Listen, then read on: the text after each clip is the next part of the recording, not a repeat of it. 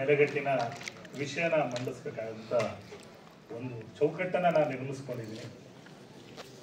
ಬಹಳ ವಿಶಾಲವಾದಂತಹ ಒಂದು ನೆಲೆಗಟ್ಟಿರೋ ಹೊಂದಿರುವಂಥದ್ದು ಸಂಘ ಮತ್ತು ಸಂಸ್ಥೆಗಳು.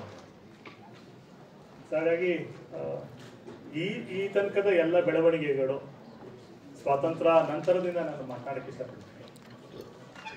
ಸಾಕಷ್ಟು ಏಳು ಬೀಳು ಏಳಿಗೆನ ನಮ್ಮ ಸಮುದಾಯ ಇವತ್ತು ಕಂಡಿದೆ. ಇವತ್ತಿನ ಈ ನೆಲೆಗಟ್ಟಿಗೆ ನಾವು ಬಂದು ಪರಸ್ಪರ ಕೂತು ಅಕ್ಷರ ಕಲಿತಂಥ ನಾವುಗಳೆಲ್ಲ ವರ್ತಮಾನ ಮತ್ತು ಭವಿಷ್ಯದ ಬಗ್ಗೆ ಮಾತನಾಡುವ ಒಂದು ಜರೂರು ನಮಗಿದೆ.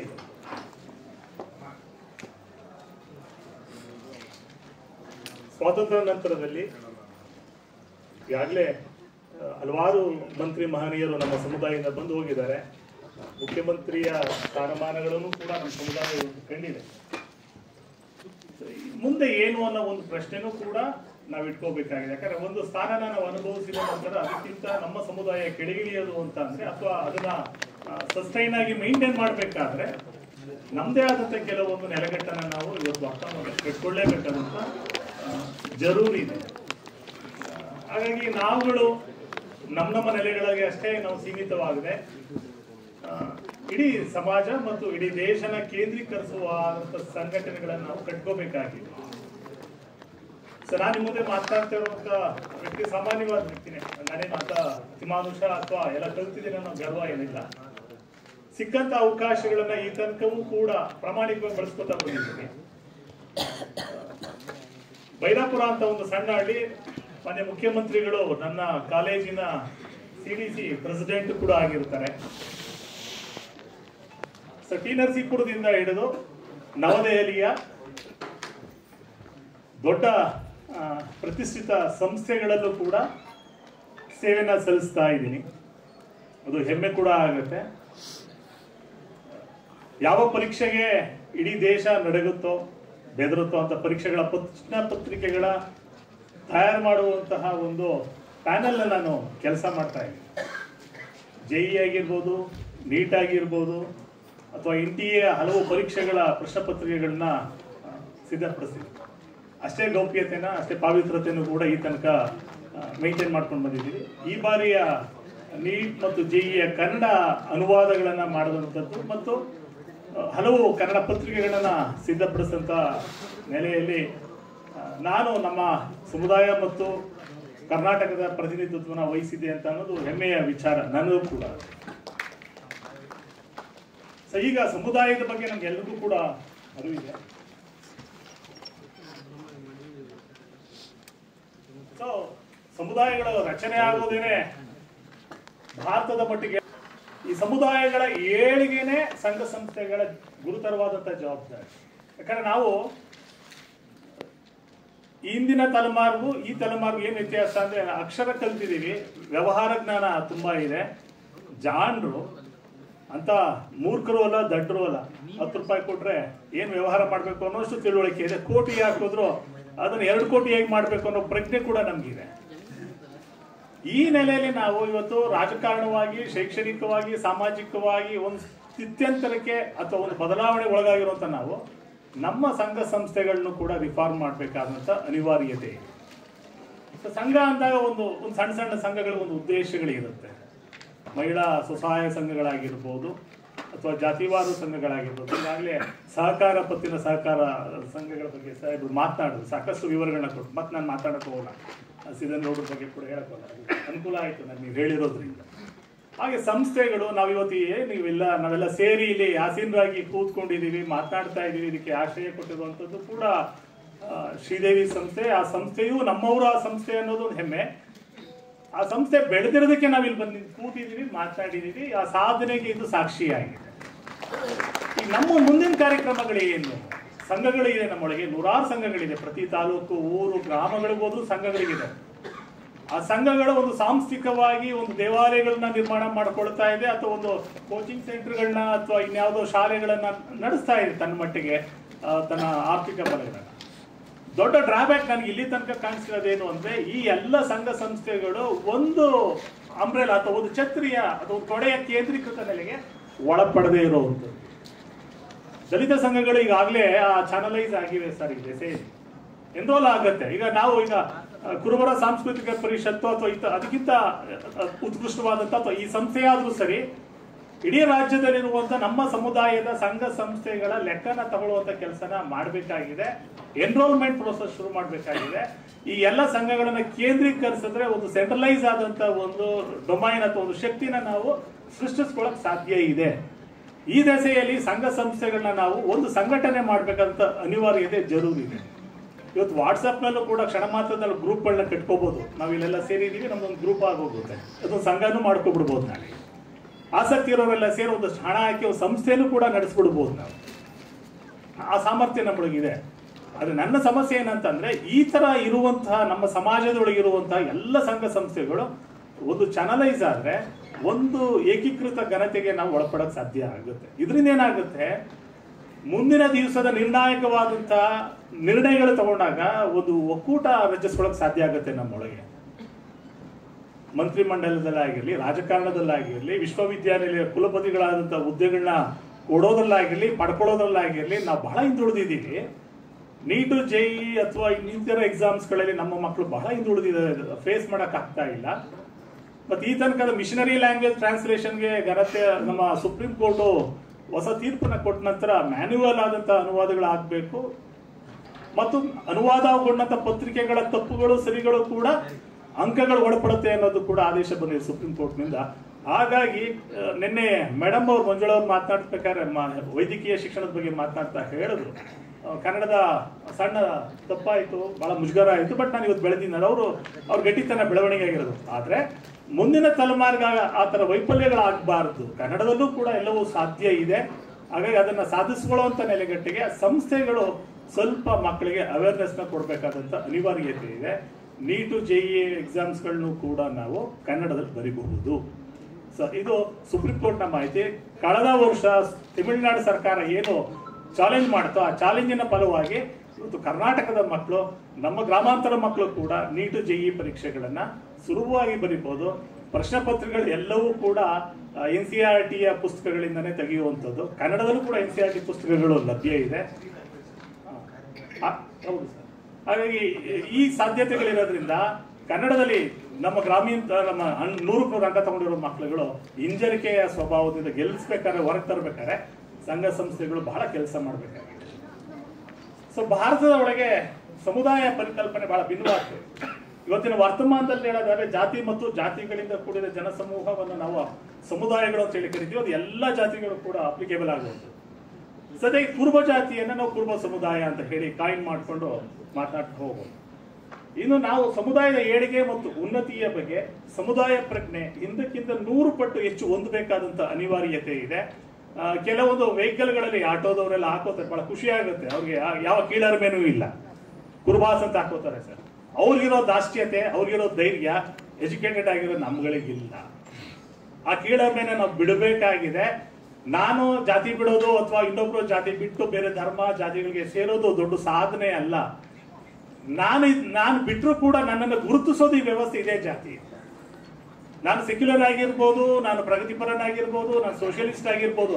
ಸಿದ್ದರಾಮಯ್ಯನವ್ರನ್ನ ಎಷ್ಟೆಲ್ಲ ಬಸವಣ್ಣವ್ರ ಬಗ್ಗೆ, ಮಡಿವಾಳ ಮಾಶಯ್ಯನವ್ರ ಬಗ್ಗೆ ಎಲ್ಲ ಮಾತನಾಡಿದ್ದಾರೆ. ಆದ್ರೆ ಮಾಧ್ಯಮದವರು ನಿನ್ನೆ ರಾತ್ರಿ ಸುದ್ದಿ ಬಂದಿದ ತಕ್ಷಣ ಕುರುಬ ಜಾತಿಯ ಮೀಸಲಾತಿ ಎಷ್ಟು ಪ್ರಮಾಣದಲ್ಲಿದೆ 1B ಯಲ್ಲಿ ಅಂತ ಹೇಳಿ ಜಾತಿ ಕೇಂದ್ರಿತವಾಗಿಯೇ ಮುಖ್ಯಮಂತ್ರಿನ ನೋಡ್ತಾರೆ ಹೊತ್ತು ಅವ್ರು ಸೆಕ್ಯುಲರ್ ಥಾಟ್ಗಳನ್ನ ಗುರುತಿಸೋದಿಲ್ಲ. ಇದು ಬ್ಲೈಂಡ್ನೆಸ್ ಅಲ್ಲ, ಸಮಾಜಕ್ಕೆ ಬೇಕಿಲ್ಲದೆ ಇರುವಂತ ವಿಚಾರ. ಹಾಗಾಗಿ ನಾವು ಜಾತಿನ ಮೀರಿ ಬೆಳಿತೀವಿ, ಜಾತಿ ಬಿಟ್ಟು ಬೆಳಿತೀವಿ ಅನ್ನೋದು ನಮ್ಮ ಪ್ರಮೇಯಗಳಷ್ಟೇ ಹೊತ್ತು ಈ ಸಮಾಜದ ಒಳಗೆ ನಾನು ಬೇಡದೆ ಹೋಗ್ಲಿ ನಮ್ಮೊಂದು ಐಡೆಂಟಿಟಿ ಇದೆ, ಅದು ನನ್ನ ಜಾತಿ. ಹಾಗಾಗಿ ನಾನು ಬಿಟ್ಟರು ಅದನ್ನ ಬಿಡಿಸ್ಕೊಳಕ್ ಸಾಧ್ಯ ಇಲ್ಲ. ಹಾಗಾಗಿ ನಾನು ಗುರುತಿಸೋದು ಕೂಡ ನನ್ನ ಜಾತಿಯಿಂದ. ಹಾಗಾಗಿ ಎಲ್ಲರೂ ನನ್ನನ್ನು ಅದರಿಂದ ಗುರುತಿಸ್ತಾರೆ ಅಂದಾಗ ನಮ್ಗೆ ಅದ್ರ ಕೀಳರಿಮೆಯ ಅಗತ್ಯತೆಗಳಿಲ್ಲ. ಹಾಗಾಗಿ ಬಹಳ ಪ್ರೀತಿಯಿಂದ, ಬಹಳ ಅಭಿಮಾನದಿಂದ ಇಟ್ಕೊಳ್ಳಿ. ಯಾಕಂದ್ರೆ ಮೇಲ್ವರ್ಗದವ್ರಿಗೆ ಹೇಳ್ಕೊಳ್ಳೋ ಅಗತ್ಯ ಇಲ್ಲ, ಅದರದ್ದಿಲ್ಲ, ಅವ್ರ ಅನಿವಾರ್ಯತೆ ಇಲ್ಲ, ಬಟ್ ನಮ್ಗಿದೆ. ಹಾಗಾಗಿ ನಾವು ಅದನ್ನು ನಿರಾಕರಿಸುವ ಯಾವ ನೆಲೆಗಳು ಬೇಡ. ನಾವು ಬಹಳ ಸ್ಪಷ್ಟವಾಗಿ ನಮ್ಮ ಜಾತಿಗಳನ್ನ ಉಲ್ಲೇಖಿಸೋಣ. ಅದಕ್ಕೆ ಏನು ನ್ಯಾಯ ಸ್ಥಾನಮಾನಗಳು ಸಿಗಬೇಕು ಅದಕ್ಕೆ ನಾವು ಸಮರ್ಪಿಸಬೇಕಾದಂತ ನೆಲೆಗೆ ನಾವು ಬರಬೇಕಾಗಿದೆ. ಸೊ ಯಾಕೆಂದ್ರೆ ಶಿಕ್ಷಣ, ಉದ್ಯೋಗ ಮತ್ತು ಇವತ್ತಿನ ರಾಜಕಾರಣದ ಜೀವಂತಿಕೆಯನ್ನು ನಾವು ಕಟ್ಕೋಬೇಕಾಗಿದೆ. ನಾಳೆ ಮುಗ್ದೋಗೋದಿಲ್ಲ ನಮ್ಮ ವ್ಯವಹಾರಗಳು, ಬದುಕುಗಳು ಕೂಡ. ನಾವು ಈ ಮಟ್ಟಕ್ಕೆ ಬಂದಿದ್ದೀವಿ ಅಂದ್ರೆ ಇದಕ್ಕಿಂತ ಕೆಳಗೆ ಇಳಿ ಕೂಡುದು, ಇದಕ್ಕಿಂತ ಮೇಲಕ್ಕೆ ಹೋಗೋದಕ್ಕೆ ನಾವು ಪ್ಲಾನ್ ಮಾಡಬೇಕಾಗಿದೆ, ಆಶಯಗಳನ್ನ ಇಟ್ಕೋಬೇಕಾಗಿದೆ, ಆ ದೆಸೆ ನಾವು ದುಡಿಬೇಕಾಗಿದೆ. ಹಾಗಾಗಿ ರಾಜಕೀಯ ಜೀವಂತಿಕೆ ಅನ್ನೋದು ಬಹಳ ಮುಖ್ಯ. ಯಂಗ್ಸ್ಟರ್ಸ್ಗಳಾಗಿರ್ಲಿ ಅಥವಾ ಈಗಾಗಲೇ ಇರುವಂತ ಸದಸ್ಯರ ಏನು ರಾಜಕಾರಣದಲ್ಲಿ ಇರುವಂತವ್ರು ಇದ್ದಾರೆ, ಈ ನಂತರದಲ್ಲಿ ಮುಂದುವರುವಂತ ಒಂದು ಪ್ಲಾಟ್ಫಾರ್ಮ್ ನಾವು ಕಟ್ಕೋಬೇಕು ಮತ್ತು ಬೆಳೆಯುವಂತ ಒಂದು ನೆಲೆಗಟ್ಟನ್ನ ನಾವು ಕಟ್ಕೋಬೇಕಾಗಿದೆ. ಹಾಗಾಗಿ ಕೆಲವು ಕ್ಷೇತ್ರಗಳಲ್ಲಿ ನಿರ್ಣಾಯಕರಾಗಿದ್ದೀವಿ ನಮ್ಮ ಸಮುದಾಯದ ಜನ, ಆದ್ರೆ ಇಡೀ ಕರ್ನಾಟಕ ತುಂಬಾ ಇದೀವಿ. ಆದ್ರೆ ನಿರ್ಣಾಯಕವಾದಂತಹ ನೆಲೆಗಟ್ಟಿಗೆ ನಾವು ಬರಬೇಕಾಗಿದೆ. ಪಕ್ಷ ಮುಖ್ಯ ಆಗೋದಿಲ್ಲ ಈ ದೆಸೆಗಳಲ್ಲಿ, ನಮ್ಮ ಸಮುದಾಯಗಳು ಕೂಡ ಮುಖ್ಯ ಆಗ್ತಾವು. ಸೊ ಸಂಘಟನೆ ಬಗ್ಗೆ ಮತ್ತೆ ಹೇಳಕ್ ಹೋಗೋದಿಲ್ಲ, ಯಾಕಂದ್ರೆ ಈಗಾಗಲೇ ಸಂಘಟನೆಗಳು ಚಾಲೂನಲ್ಲಿದೆ. ಈ ಸ್ಥಿತಿಗೆ ಬಂದಿದ್ದೀವಿ, ಇನ್ನು ಮುಂದುವರ್ಸ್ಕೊಂಡು ಹೋಗ್ಬೇಕಂತ ಅನಿವಾರ್ಯತೆ ಇದೆ. ಇದಕ್ಕೆ ಸಂಬಂಧಪಟ್ಟಂಗೆ ಇವತ್ತು ಈ ತರದ ಒಂದು ಕಾನ್ಫರೆನ್ಸ್ಗಳು, ಸೆಮಿನಾರ್ಗಳು, ವೆಬಿನಾರ್ಸ್ಗಳು ನಡೀತಾನೆ ಇದೆ, ಸಬಲೀಕರಣ ಆಗ್ತಾನೆ ಇದೀವಿ. ಸೊ ಎಸ್ ಟಿ ಹೋರಾಟ ಅಂದಾಗ ಇಡೀ ಸಮುದಾಯ ಸೇರ್ಕೋತು, ಇಡೀ ಜಾತಿಗಳೇ ಸೇರ್ಕೋತು ನಮ್ಮ ಸಮುದಾಯಕ್ಕೆ ಸಂಬಂಧಪಟ್ಟಾಗ. ಇವತ್ತು ನಾವು ಕಲ್ತಿರುವಂತವ್ರು ಸಾಹಿತಿಗಳು, ಅಧ್ಯಾಪಕರುಗಳು, ಸ್ನೇಹಿತರು, ಮಿತ್ರರು, ಮಾಧ್ಯಮದವರೆಲ್ಲ ಇಲ್ಲಿ ಸೇರಿ ಇದು ಒಂದು ಸಮ್ಮೇಳನ ನಮ್ಮ ಪಾಲಿಗೆ. ಸೊ ನಮ್ಮ ಜವಾಬ್ದಾರಿಗಳಿದೆ, ನಮ್ಮ ಮುಂದಿನ ನೆಲೆಗಟ್ಟಿನ ಜವಾಬ್ದಾರಿಗಳ ಬಗ್ಗೆ ಚರ್ಚೆ ಮಾಡ್ತೀವಿ. ಆಮೇಲೆ ವ್ಯಾಪಾರ ಸಂಘಗಳ ಬಗ್ಗೆ, ಸಹಕಾರ ಸಂಘಗಳ ಬಗ್ಗೆ ಚರ್ಚೆ ಆಗಿದೆ, ಮತ್ತೆ ಅದನ್ನ ಮಾತನಾಡಕ್ ಹೋಗೋದಿಲ್ಲ. ಮತ್ತು ಸಾಮಾಜಿಕ ಸಂಘಗಳು ಇದೆ ನಮ್ಮೊಳಗೆ ಈಗಾಗಲೇ, ಕುರುಬರ ಸಂಘಗಳಾಗಿರ್ಬೋದು ಅಥವಾ ಹೆಣ್ಮಕ್ಳ ಅಹಲ್ಯಾಬಾಯಿ ಹೋಳ್ಕರ್ ಸಂಘಗಳಾಗಿರ್ಬೋದು, ಇವೆಲ್ಲ ಸಾಮಾಜಿಕ ಜವಾಬ್ದಾರಿನ ಹೊತ್ತಿರುವಂತಹ ಸಂಘಗಳು. ಹೆಣ್ಮಕ್ಳನ್ನ ಸಬಲೀಕರಣ ಮಾಡೋ ದಿಸೆಯಲ್ಲಿ, ಉದ್ಯೋಗಗಳನ್ನ ಕೊಡಿಸೋ ನೆಲೆಗಟ್ಟಿನಲ್ಲಿ ಸಂಘಗಳು ಕೆಲಸ ಮಾಡ್ತಾ ಇವೆ, ಪ್ರಶಂಸನೀಯವಾದದ್ದು. ಆದ್ರೆ ಅವೆಲ್ಲವೂ ಇನ್ನೂ ಸಂಘಟಿತವಾಗಬೇಕಾದಂತ ಅನಿವಾರ್ಯತೆಗಳಿದು. ಸೊ ಈಗ ಸಂಘ ಸಂಸ್ಥೆಗಳ ಜವಾಬ್ದಾರಿಗಳನ್ನ ನಾನು ಮಾತನಾಡಕ್ಕೆ ಇಷ್ಟಪಡ್ತೀನಿ. ಯಾಕಂದ್ರೆ ಒಂದು ಜನಸಮೂಹಗಳನ್ನ ನಾವು ಸೇರಿದ್ದೀವಿ, ನಮ್ಗೊಂದು ಆಸಕ್ತಿ ಇದೆ, ಒಂದು ಗುಂಪಾಗಿದ್ದೀವಿ ನಾವು ಒಂದು ಸಂಘಗಳಲ್ಲಿ. ಸಂಸ್ಥೆಗಳಲ್ಲೂ ಕೂಡ ಅಷ್ಟೇ ಒಂದು ಗುರಿ ಇರುತ್ತೆ. ಒಂದು ಸಂಸ್ಥೆ, ಈ ವಿದ್ಯಾಸಂಸ್ಥೆಗೆ ಒಂದು ಗುರಿ ಇದೆ. ಇಂಜಿನಿಯರಿಂಗ್ ಕಾಲೇಜು ಒಂದು ಸಣ್ಣ ಸಣ್ಣ ಸಂಸ್ಥೆಗಳಿಂದ ಸ್ಥಾಪಿಸಿ ಇವತ್ತು ಇಂಜಿನಿಯರಿಂಗ್ ಆಗಿ ಇವತ್ತು ಅಟಾನಮಸ್ ಯೂನಿವರ್ಸಿಟಿ ಆಗೋ ಮಟ್ಟಕ್ಕೆ ಈ ಸಂಸ್ಥೆ ಬಂದು ಅದು ಸಂಸ್ಥೆಯ ಬೆಳವಣಿಗೆಗಳು. ಸೊ ಸಂಸ್ಥೆಯ ಆಗು ಹೋಗು, ಲಾಭ ನಷ್ಟಗಳು ಎಲ್ಲ ಹೇಗಿರುತ್ತೋ ಅದೇ ರೀತಿ ಸಂಸ್ಥೆಗೆ ಒಂದು ದೊಡ್ಡ ಜವಾಬ್ದಾರಿ ಇರುತ್ತೆ. ಅದು ಒಂದು ಜಾತಿಗಾಗಿ ನಿಲ್ಲಕ್ಕಾಗಲ್ಲ ಕೆಲವು ನೆಲೆಗಟ್ಟಿನಲ್ಲಿ, ಆದ್ರೆ ತನ್ನ ಆಶಯದ ಗರ್ಭದಲ್ಲಿ ಅದನ್ನ ಇಟ್ಕೊಂಡಿರುತ್ತೆ. ನಂದು ಅನ್ನೋ ಒಂದು ಪೊಸೆಸಿವ್ನೆಸ್ ಇರುತ್ತೆ, ತಾಯಿಗೆ ಮಗು ಮೇಲೆ ಹೇಗಿರುತ್ತೋ ಹಾಗೆ ಸಮುದಾಯ, ಹಾಗೆ ಸಮುದಾಯದ ಜನಗಳ ಬಗ್ಗೆ ಆ ಪ್ರೀತಿ ಇದ್ದೇ ಇರುತ್ತೆ. ಮತ್ತು ಉದ್ದೇಶಗಳು ಕೂಡ ಅಷ್ಟೇ. ಸಂಘಕ್ಕೂ ಒಂದು ಉದ್ದೇಶ ಇರುತ್ತೆ. ನಮ್ಮೂರಲ್ಲಿರೋ ಎಲ್ಲ ಕುರುಬರು ಸೇರಿ ಒಂದು ಸಂಘ ಮಾಡ್ಕೋಬೇಕು, ಅದು ಆ ಊರಿನ ಸಂಘದ ಉದ್ದೇಶ. ಹಾಗೆ ಸಂಸ್ಥೆಗಳ ಉದ್ದೇಶ ಏನು, ಆರ್ಥಿಕವಾಗಿ, ಸಾಮಾಜಿಕವಾಗಿ, ರಾಜಕೀಯವಾಗಿ ನಾವೊಂದು ವ್ಯವಸ್ಥೆನ ರೂಪಿಸ್ಬೇಕು, ಸಮುದಾಯ ರೂಪಿಸ್ಬೇಕು ಅನ್ನೋದು ಸಂಸ್ಥೆಗಳ ನೆಲೆಗಟ್ಟಾಗಿದೆ. ಹಾಗೆ ಕಾನೂನು, ಸಂಘಗಳಲ್ಲೂ ಕೂಡ ಕಾನೂನಿನ ಅರಿವು ಬಹಳ ಮುಖ್ಯ. ಬಹಳಷ್ಟು ಜನ ಯುವಕರು, ನನ್ನ ವಿದ್ಯಾರ್ಥಿಗಳನ್ನು ಕೂಡ ಬಲವಂತವಾಗಾದರೂ ಸರಿ ಲಾ ಓದಿ ಅಂತ ಹೇಳಿ ಪ್ರೋತ್ಸಾಹಿಸ್ತೀವಿ. ಇವತ್ತು ಸಿದ್ದರಾಮಯ್ಯನವ್ರು ಮಾತನಾಡ್ತಾರೆ, ಉಳಿದವರು ಅವ್ರ ಮಾತು ಕೇಳ್ತಾರೆ, ಪ್ರಶ್ನೆ ಮಾಡೋ ದಾಷ್ಟ್ಯತೆ ಧೈರ್ಯ ಇಲ್ಲ. ಯಾಕೆ ಅಂತಂದ್ರೆ ಓದಲ್ಲ, ಕಾನೂನು ಗೊತ್ತಿದೆ ಅವ್ರಿಗೆ. ಕಾನೂನೇ ಗೊತ್ತಿಲ್ಲ ಅಂತಂದ್ರೆ ನಾಯಿ ನರಿಗಳು ಕೂಡ ಬಳುಕ್ತಾ ಇರತ್ತೆ. ನಮ್ಗೆ ಒಬ್ಬ ಕಾನ್ಸ್ಟೇಬಲ್ ಕೂಡ ಬೇಕಾದ್ರೆ ಎದುರಿಸ್ತಾನೆ, ನಮ್ಮ ಏನ್ರೇ ಅಂತ ಬೇಕಾದ್ರೆ, ಅದೇ ನಿಮಗೆ ಗೊತ್ತಿದೆಲ್ಲ ಆರ್ಡ್ರಲ್ಲಿ ಅಂತಾರೆ. ಸೊ ಕಾನೂನಿನ ಅರಿವಿದೆಯಲ್ಲ ಸಮುದಾಯದವ್ರಿಗೆ ಬಹಳ ಮುಖ್ಯ. ಹಾಗೆ ಕಾನೂನಿನ ಸಂಘ ಸಂಸ್ಥೆಗಳು ಎರಡೂ ಕೂಡ ಅರಿತು ಅನುಷ್ಠಾನದಲ್ಲಿ ನಾವು ತರಲೇಬೇಕಾಗಿದೆ. ಇದು ಬಹಳ ಮುಖ್ಯವಾದಂತ ಜರೂರು. ನಮಗೆ ಸದಸ್ಯತ್ವಗಳು, ಸಂಘಕ್ಕೆ ಸದಸ್ಯತ್ವನ ನಾವು ಯಾರನ್ನ ಹೇಗ್ ಬೇಕಾದ್ರೂ ನಮ್ಮ ಜಾತಿ ಅಂದ ತಕ್ಷಣ ಮಕ್ಕಳು, ಮರಿ, ಮೊಮ್ಮಕ್ಕಳು, ಮೂಳ್ಮಕ್ಳು ಎಲ್ಲರೂ ತಂದು ಸೇರಿಸ್ಬೋದು. ಅದು ಸಂಸ್ಥೆಗಳ ಸದಸ್ಯತ್ವ ತಗೋಬೇಕಾದ್ರೆ ಕ್ವಾಲಿಟಿ ಇರುತ್ತೆ, ಒಂದು ಘನತೆ ಇರುತ್ತೆ, ಒಂದು ಇನ್ವೆಸ್ಟ್ಮೆಂಟ್ಸ್ ಅಂತ ಇರುತ್ತೆ. ಆ ತರ ನೆಲೆಗಟ್ಟಲ್ಲಿ ನಾವು ನಮ್ಮ ಸಮುದಾಯಗಳನ್ನ ಕಟ್ಟಬೇಕಾಗಿದೆ. ಶ್ರೀದೇವಿ ಒಂದು ಸಂಸ್ಥೆ, ಒಂದು ಮಾದರಿ.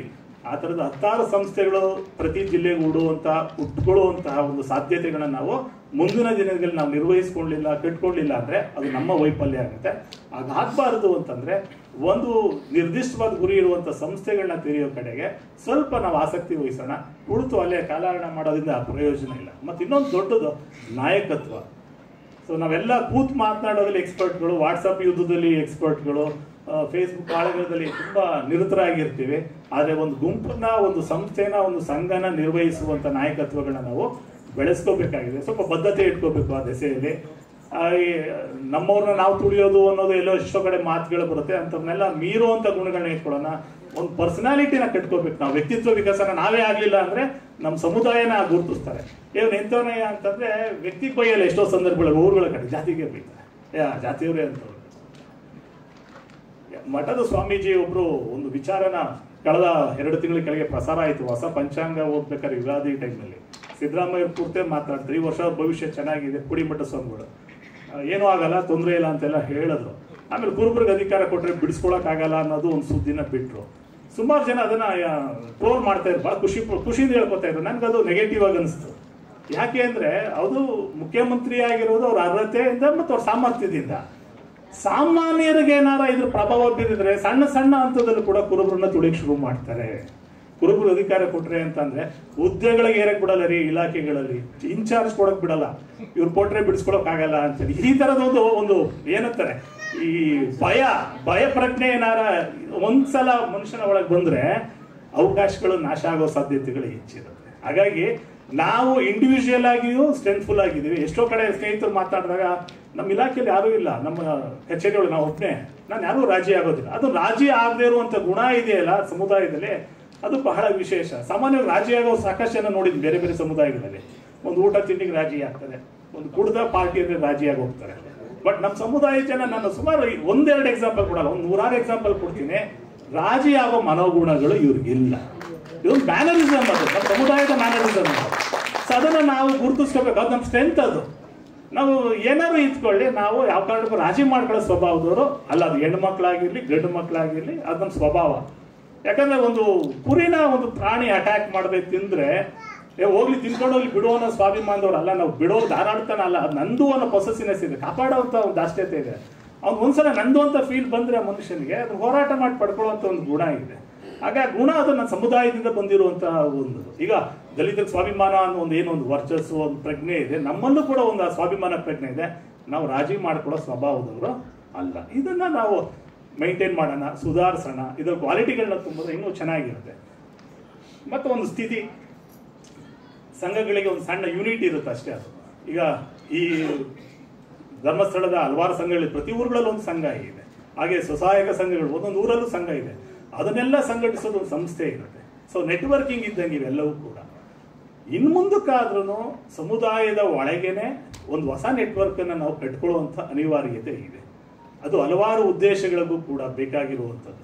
ನಾಳೆ ಏನಾದ್ರು ಒಂದು ಸಣ್ಣ ಅವಘಡನೋ ಒಂದು ಸಣ್ಣ ಸಮಸ್ಯೆನೇ ಆದರೆ ಇಡೀ ರಾಜ್ಯ ನಾವು ಚಾನಲೈಸ್ ಆಗಬೇಕಾಗುತ್ತೆ. ನಾವು ಡಿಲೇ ಮಾಡೋಂಗಿಲ್ಲ ಈ ವಿಚಾರದಲ್ಲಿ. ಒಂದು ಕರೆ, ಒಂದು ನಾಯಕತ್ವ, ಒಂದು ವಾಯ್ಸ್ ಅನ್ನ ನಾವು ಕೇಂದ್ರೀಕರಿಸೋದು ಅನಿವಾರ್ಯತೆ ಇದೆ, ಕಟ್ಕೋಬೇಕಾಗಿದೆ. ಆ ದೆಸೆಯಲ್ಲಿ ನಾವು ದುಡಿಬೇಕಾಗಿದೆ. ಇದು ಬಹಳ ಮುಖ್ಯ ನಮಗೀಗ. ಸೊ ಶಿಕ್ಷಣ ಸಂಸ್ಥೆಗಳ ಬಗ್ಗೆ ಮಾತಾಡೋಣ, ಸಮುದಾಯ ಮತ್ತು ಇವುಗಳ ಬಗ್ಗೆ. ಶಿಕ್ಷಣ ಪಡೆದಿರೋ ನಾವೆಲ್ಲರೂ ಕೂಡ ಸಂಘ ಸಂಸ್ಥೆಗಳ ಮೂಲಕ ಮುಖ್ಯವಾಹಿನಿಗೆ ಬರಲೇಬೇಕು. ನಾವೇನಾರ ಮೇನ್ ಸ್ಟ್ರೀಮ್ ಬರಲಿಲ್ಲ ಅಂತಂದ್ರೆ ನನ್ನ ಕುಟುಂಬ, ನನ್ನ ಆಶ್ರಿತರು, ನನ್ನ ಸಹೋದರರು ಹಿಂದುಳಿತಾರೆ. ಸೊ ನೀವು ನಮ್ಮ ಸಮಾಜಕ್ಕೆ ಏನ್ ಮಾಡ್ಬೇಕು ಅಂದ್ರೆ, ನಾವು ಕಲ್ತಿರುವಂತವ್ರೆಲ್ಲರೂ ಪ್ರಜ್ಞಾಪೂರ್ವಕವಾಗಿ ಮೇನ್ ಸ್ಟ್ರೀಮ್ ಬರೋದು ಕಲಿಬೇಕು. ನಮ್ಮ ಕ್ಷೇತ್ರದಲ್ಲಿ ಮುಂಚೂಣಿ ಬರುವಂತದ್ದು ಮಾಡೋಣ. ಎಲ್ಲಾ ಕ್ಷೇತ್ರದಲ್ಲೂ ನಾವು ಒಬ್ಬನೇ ಮರೆಯಕ್ಕೆ ಆಗಲ್ಲ. ಆದ್ರೆ ನಮ್ಮ ಕ್ಷೇತ್ರಗಳಲ್ಲಿ ನಾವು ಮುಂಚೂಣಿಲಿರುವಂತಹ ಒಂದು ಸ್ಥಾನನ, ಭದ್ರತೆನ ನಾವು ಕಟ್ಕೋಬೇಕಾಗಿದೆ. ಸಂಘ ಸಂಸ್ಥೆಗಳು ಹೋರಾಟದ ನೇತಾರರು ಆಗ್ಬೇಕಾಗಿದೆ ಇವತ್ತು. ಯಾಕಂದ್ರೆ ಊರೂರಲ್ಲಿ ಅಷ್ಟೇ ಸಂಘ ಕಟ್ಕೊಂಡು ಊರೂರಲ್ಲಿ ಅಷ್ಟೇ ನಾವು ಸಂಘಟನೆ ಆದ್ರೆ ಸಾಲದು. ಅವೆಲ್ಲವೂ ಕೂಡ ಸೇರಿಸಿ ರಾಜ್ಯ ಮಟ್ಟದಲ್ಲಿ, ಅವೆಲ್ಲವನ್ನೂ ಸೇರಿಸಿ ರಾಷ್ಟ್ರ ಮಟ್ಟದಲ್ಲಿ ಒಂದು ನೆಟ್ವರ್ಕ್ ಅನ್ನ ನಾವು ಕಟ್ಕೊಳ್ಳುವಂತ ಅನಿವಾರ್ಯತೆ ನಮಗಿದೆ. ಹೋರಾಟಗಳು ಸಮುದಾಯದ ಏಳಿಗೆ ಮತ್ತು ಸಮುದಾಯ ಜನರನ್ನು ಉನ್ನತೀಕರಿಸಲು ನೆರವಾಗಬೇಕು. ನಮ್ಮ ಹೋರಾಟಗಳು ನನ್ನೊಬ್ಬನಿಗಾಗೆ ಮೀಸಲಾಗಬಾರ್ದು. ಒಂದು ಸಣ್ಣ ಕಹಿ ಘಟನೆನ ಹೇಳ್ತೀನಿ ನಾನು, ಅನಿವಾರ್ಯ ನನಗದು. ಕಳೆದ 2 ವರ್ಷದ ಕೆಳಗೆ ನನಗೇನೆ ಒಂದು ಅಟ್ರಾಸಿಟಿ ಕೇಸು ದಾಖಲಾಯಿತು. ಮಾನ್ಯ ಮುಖ್ಯಮಂತ್ರಿ ಅವ್ರ ಪಕ್ಕದ ಅವರ ಕ್ಷೇತ್ರದಲ್ಲೇ ಇದ್ದೀನಿ, ನಾನು ಕೂಡ ಕೆಲಸ ಮಾಡ್ಕೊಂಡು. ನಂದೇನು ತಪ್ಪಿಲ್ಲ, ನಾನು ರಾಜಿನೂ ಆಗ್ಲಿಲ್ಲ. ಅದು ಫೇಸ್ ಮಾಡಿದೆ, ಅದು ಏನಾಯ್ತು ಕ್ಲಿಯರ್ ಆಯ್ತು. ಆ ದೆಸೆಯಲ್ಲಿ ಹಲವು ನಾಯಕರ ಸಹಾಯ ಕೇಳಿದ್ರೆ ಅವರೆಲ್ಲ ಹಿಂದೆ ಸರಿದ್ರು. ನಾನು ಅಪರಾಧಿ ಅಲ್ಲ, ಅಪರಾಧ ಮನೋಗುಣ ನಂದಲ್ಲ, ಯಾರು ಮುಂದೆ ಬರಲಿಲ್ಲ. ಹಾಗಂತೇಳಿ ನಾವು ನಮ್ಮ ಸಮುದಾಯನ ಹಾಗೆ ಬಿಟ್ರೆ ಇದ್ದಾರೆ 10 ಜನ ಯುವಕರು ಬೇರೆ ದಾರಿ ಹಿಡಿದು ಹಿಂಸೆಗೆ ಏನಾರ ಪ್ರಚೋದನೆ ಕೊಟ್ರೆ ಅದು ನಮ್ಮ ಜಾತಿಗೆ ಕೆಟ್ಟ ಹೆಸರು. ಹಾಗಾಗಿ ಈ ದೆಸೆಯಲ್ಲಿ ನಾವು ನಮ್ಮ ಕಾನೂನನ್ನು ಕೂಡ ಸ್ವಲ್ಪ ನಮ್ಮ ಸಮುದಾಯದ ಮೀಸಲಾತಿಯ ಜೊತೆಗೆ ಕಾನೂನು ಕೂಡ ಸರಿಪಡಿಸಬೇಕು. ಯಾಕೆ ಅಂದ್ರೆ ಹಿಂದೆ ಸ್ವಾಮಿಗಳ ಜೊತೆನೂ ಕೂಡ ಮಾತಾಡ್ತಾ ಈ ವಿಚಾರ ಬಂತು. ಅಕ್ಕ ಬುಕ್ಕರ ಜಯಂತಿ ಮಾಡಬೇಕು ಅಂತ ಹಂಪಿಗೆ ಹೋದಾಗ ಹಂಪಿಯ ಯುವಕರ ಮೇಲೆ FIR ದಾಖಲಾಗುತ್ತೆ, ಅಟ್ರಾಸಿಟಿ ಕೇಸ್ ಹಾಕ್ತಾರೆ. ಹಂಪಿಯ ವಿರೂಪಾಕ್ಷ ದೇವಸ್ಥಾನದ ಮುಂದೆ ಅಕ್ಕ ಬುಕ್ಕ ಜಯಂತಿ ಮಾಡಬಾರ್ದು ಅನ್ನೋ ಆದೇಶನ DC ಮೂಲಕ ತರಿಸ್ತಾರೆ. ನಾವು ನೆನ್ನೆಲ್ಲ ಮಾತಾಡೋದು, ಪರಮೇಶ್ವರ್ ಸಾಹೇಬ್ ಹೇಳೋದು, ದಾಖಲೆಗಳು ಹೇಳ್ತಾ ಇದೆ. ಆದರೆ ಅನಿವಾರ್ಯ ಸ್ಥಿತಿಯಲ್ಲಿ ನಾವಿದ್ದೀವಿ, ಗಟ್ಟಿಯಾಗಿ ಹೇಳ್ಕೊಳಕ್ ಹೋಗಾಗಲ್ಲ. ಈ ತರದ ಒಂದು ಸಂದಿಗ್ಧತೆ ಇದೆ. ಇಂಥವನ್ನೆಲ್ಲ ನಾವು ಮೀರ್ಬೇಕಾದ್ರೆ ನಾವು ನೆಟ್ವರ್ಕಿಂಗ್ ಅಥವಾ ಏನೇ ಒಂದು ದೊಡ್ಡ ಜಾಲನ ನಾವು ಕಟ್ಕೊಂಡ್ರೆ ಇದನ್ನೆಲ್ಲ ಮೀರೋದಕ್ಕೆ ಸಾಧ್ಯ ಇದೆ. ಆಲಪ್ಪ ಅವ್ರ ಜೊತೆ ಹಲವಾರು ಚರ್ಚೆಗಳನ್ನ ಮಾಡಿದ್ದೀವಿ ನಮ್ಮ ಸಮುದಾಯದ ಆಚರಣೆಗಳ ಕುರಿತಾಗಿ. ಬೇಡ ಜನಾಂಗದವರ ಆಚರಣೆಗಳು, ಅವರ ಆಚರಣೆಗಳು, ನಮ್ಮ ಆಚರಣೆಗಳು ಎಲ್ಲ ಹೇಗೆ ಇದೆ, ಅವ್ರಿಗೂ ನಮ್ಗೆ ಯಾವ ಥರದ ವ್ಯತ್ಯಾಸಗಳು, ಕ್ಲಾಶಸ್ ಹೇಗಾಗ್ತಾ ಇದೆ ನಮ್ಮೊಳಗೆ ಅಂತ. ಸೊ ಅವೆಲ್ಲವೂ ಕೂಡ ಸೋದರ ಬಳ್ಳಿಗಳು ಅಥವಾ ಹತ್ತತ್ರದಲ್ಲಿ ಸಿಮಿಲಾರಿಟಿ ಇದ್ರೂ ಕೂಡ ಇವತ್ತಿನ ಮೀಸಲಾತಿಯಿಂದಾಗಿ ನಾವೆಲ್ಲ ಹೊಡೆದು ಛಿದ್ರ ಆಗೋಗಿದ್ದೀವಿ. ಹಾಲುಮತ ದರ್ಶನ ತೆಗೆದಾಗ ಶಂಭಾ ಜೋಶಿಯವ್ರ ಬರವಣಿಗೆ ನೋಡ್ಬಿಟ್ರೆ ಎಂತೆಷ್ಟು ಜಾತಿಗಳು ನಮ್ಮ ಸಂಕರದ ಒಳಗೆ ಬಂದು ವಿಘಟನೆಗಳಾಗಿವೆ. ಇವತ್ತು ಅವ್ರು ಯಾರು ಮೂಲ ಇಟ್ಕೊಂಡಿಲ್ಲ, ವಿಸ್ಮೃತಿ ಒಳಗಾಗಿದ್ದಾರೆ. ನಾವು ಸ್ಮೃತಿಲಿದ್ದೀವಿ, ನಾವು ಹೇಳೋದು ಯಾರು ಉಪಸ್ಥಿತಿಲಿಲ್ಲ. ಯಾಕಂದ್ರೆ ಎಂಜಾಯ್ ದ ರಿಸರ್ವೇಷನ್. ನಮ್ಗೆ ಅವು ಇಲ್ಲದೆ ಇರೋದ್ರಿಂದ ನಾವು ಎಲ್ಲವನ್ನೂ ಪೋಷಿಸ್ಕೊಂಡು ಹೋಗ್ತಾ ಇದೀವಿ. ತಾಯಿ ಮಕ್ಕಳನ್ನು ಪೋಷಿಸ್ಕೊಂಡು ಹೋಗ್ತಾ ಇದೀವಿ. ಹಾಗೆ ಭಾರತದ ಒಳಗೆ ಜಾತಿ ವಿನಾಶ ಸಾಧ್ಯವಿಲ್ಲದ ಕಾರಣ ಸಮುದಾಯಗಳ ಸಂಘಟನೆ ಅನಿವಾರ್ಯ ಎಂಬ ಸತ್ಯವನ್ನು ನಾವು ಮೊದಲು ಅರ್ಥ ಮಾಡ್ಕೋಬೇಕು. ಅದು ಈಗಾಗಲೇ ಹೇಳಿದ್ದೀನಿ, ಮತ್ತೊಮ್ಮೆ ಅದು ಉಲ್ಲೇಖಿಸ್ತಾ ಇದ್ದೀನಿ. ಈ ತನಕದ ಎಲ್ಲ ಸಂಘ ಸಂಸ್ಥೆಗಳು ನಮ್ಮನ್ನ ಮತ್ತು ನಮ್ಮ ಸಮುದಾಯನ ಈ ಹಂತಕ್ಕೆ ತಂದು ಬೆಳೆದು ನಿಲ್ಲಿಸಿದೆ. ನಾವು ವಿವೇಕಿಗಳಾಗಿದ್ದೀವಿ. ಇನ್ನು ಮುಂದಕ್ಕೆ ತಗೊಂಡೋಗೋ ಜವಾಬ್ದಾರಿಗಳು ನಮ್ಮಗಳ ಮೇಲಿದೆ. ಸದ್ಯದ ಯುವಜನತೆ ವಾಟ್ಸಪ್ ಮತ್ತು ಸಮುದಾಯ ಈ ಸಮೂಹ ಮಾಧ್ಯಮಗಳ ಜಗತ್ತಿನಿಂದ ಭೌತಿಕ ಜಗತ್ತಿನ ಕಡೆಗೆ ಬಂದು ಸ್ವಲ್ಪ ನಾಯಕತ್ವಗಳನ್ನ ಮುನ್ನಡೆಸುವಂತ ಜವಾಬ್ದಾರಿನ ನಮ್ಮ ಯುವಕರು ತಗೋಬೇಕಾಗಿದೆ. ಶಿಕ್ಷಣ ಪಡೆದ ನಾವೆಲ್ಲರೂ ಕೂಡ ನಮ್ಮ ಸಮುದಾಯದ ಯುವಕರನ್ನ ಮೇಲೆತ್ತೋ ಕೆಲಸ ಮಾಡಬೇಕು. ಒಂದು ಸಂಸ್ಥೆ ಇಬ್ಬರಿಗೆ ಅವಕಾಶ ಕೊಡ್ತಿದೆ ಕಲಿಯೋದಕ್ಕೆ ಅಂದ್ರೆ ನಾವು ನಮ್ಮ ಊರುಗಳಲ್ಲಿ ಎಷ್ಟು ಜನಕ್ಕೆ ಇಬ್ಬಿಬ್ಬರಿಗೆ ಕೊಡೋಣ ಸರ್. ಇಡೀ ರಾಜ್ಯದಲ್ಲಿ ಎಷ್ಟು ಜನ ಕುರುಬರು ಹೈಯರ್ ಎಜುಕೇಶನ್ಗೆ ಹೋಗೋ ಸಾಧ್ಯತೆಗಳಿದೆ. ನಾನು ವರ್ಷಕ್ಕೆ 1-2 ನಮ್ಮ ಸಮುದಾಯದ ಮಕ್ಕಳು ಮುಂದೆ ಬಂದಾಗ ಓದಿಸುವಂತ ಫೀಸು ಮತ್ತೊಂದು ಅವ್ರು ಗೈಡ್ ಮಾಡುವಂಥದ್ದು ಎಲ್ಲವೂ ಕೂಡ ಮಾಡ್ತೀವಿ. ಆದ್ರೆ ಅದು ಅಷ್ಟಕ್ಕೆ ಮೀಸಿದ ನಿಂತ್ಕೋಬಾರ್ದು. ನಮ್ಮಿಂದ ಪ್ರೇರಣೆಗೊಳ್ಳಬೇಕು. ಕನಿಷ್ಠ ಇಬ್ಬಿಬ್ಬರನ್ನ ನಾವು ಪ್ರೋತ್ಸಾಹಿಸ್ತಾ ಬಂದ್ರೆ ದೊಡ್ಡ ಸಂಖ್ಯೆಯಲ್ಲಿ ನಮ್ಮ ಸಮುದಾಯದ ಜನ ವಿದ್ಯಾವಂತರಾಗ್ತಾರೆ, ಉದ್ಯೋಗವಂತರಾಗ್ತಾರೆ, ಸಮಾಜ ಒಂದು ಸ್ತರಕ್ಕೆ ಮೇಲ್ ಬರುತ್ತೆ. ಸೊ ಈ ವಿಷಯದಲ್ಲಿ ಯಾವುದೇ ರಾಜಿ ಮಾಡ್ಕೊಳ್ಳೋದು ಬೇಡ. ಒಬ್ಬೊಬ್ರು ಒಂದು ಸಂಘ ಆಗೋಣ. ಸಂಘ ಅಂದ್ರೆ 10 ಜನ ಸೇರ್ಬೇಕು ಅನ್ನೋದು ಒಂದು ತಾತ್ವಿಕತೆ ಇದೆ. ಆದ್ರೆ ನಾವಿರೋ ಕಡೆ 10 ಜನ ಸೇರ್ತಾರೆ ಅನ್ನೋ ಒಂದು ಬೆಲೆನ ನಾವು ಉಳಿಸ್ಕೋಬೇಕಾದ ಅನಿವಾರ್ಯತೆ ಇದೆ. ಒಂದೊಂದು ಮನೇಲಿ 5 ಜನ ಇರ್ತೀವಿ. ಆ ಒಂದೊಂದು ಮನೇನ ಒಂದು ಸಂಸ್ಥೆಗಳಾಗಿ ಕೆಲಸ ಮಾಡಬೇಕು. ಹಿಂದೆ ವಾರಾನದ ಪದ್ಧತಿಗಳೆಲ್ಲ ಇತ್ತು. ಓದುವಂತ ಮಕ್ಕಳಿಗೆ ವಾರಾನ ಕೊಟ್ಟು ಓದಿಸುವಂತ ಪದ್ಧತಿಗಳು ಅವೆಲ್ಲ ಮನೆಗಳೇ ಸಂಸ್ಥೆಗಳಾಗಿತ್ತು. ಮತ್ತಿವತ್ತು ಅನಿವಾರ್ಯತೆಗಳಿದೆ. ಒಬ್ಬೊಬ್ಬನು ಒಂದು ಸಂಘಟನೆ ಆಗಬೇಕು. ಒಂದೊಂದು ಮನೆಯ ಒಂದು ಸಂಸ್ಥೆಗಳಾಗಿ ರೂಪಿತವಾದರೆ ಮನೆಯಿಂದ ವ್ಯಕ್ತಿಗತವಾಗಿ ಒಂದು ಇಡೀ ಸಮುದಾಯ ಒಂದು ಶಿಕ್ಷಣದ ಸೆರೆಯಿಂದ ಪೂರ್ತಿ ಮೇಲ್ಮಟ್ಟಕ್ಕೆ ಬಂದ್ರೆ ಸಂಘಟನೆ ಸುಲಭವಾಗಿ ನಾವು ಹಾಕ್ಬೋದು.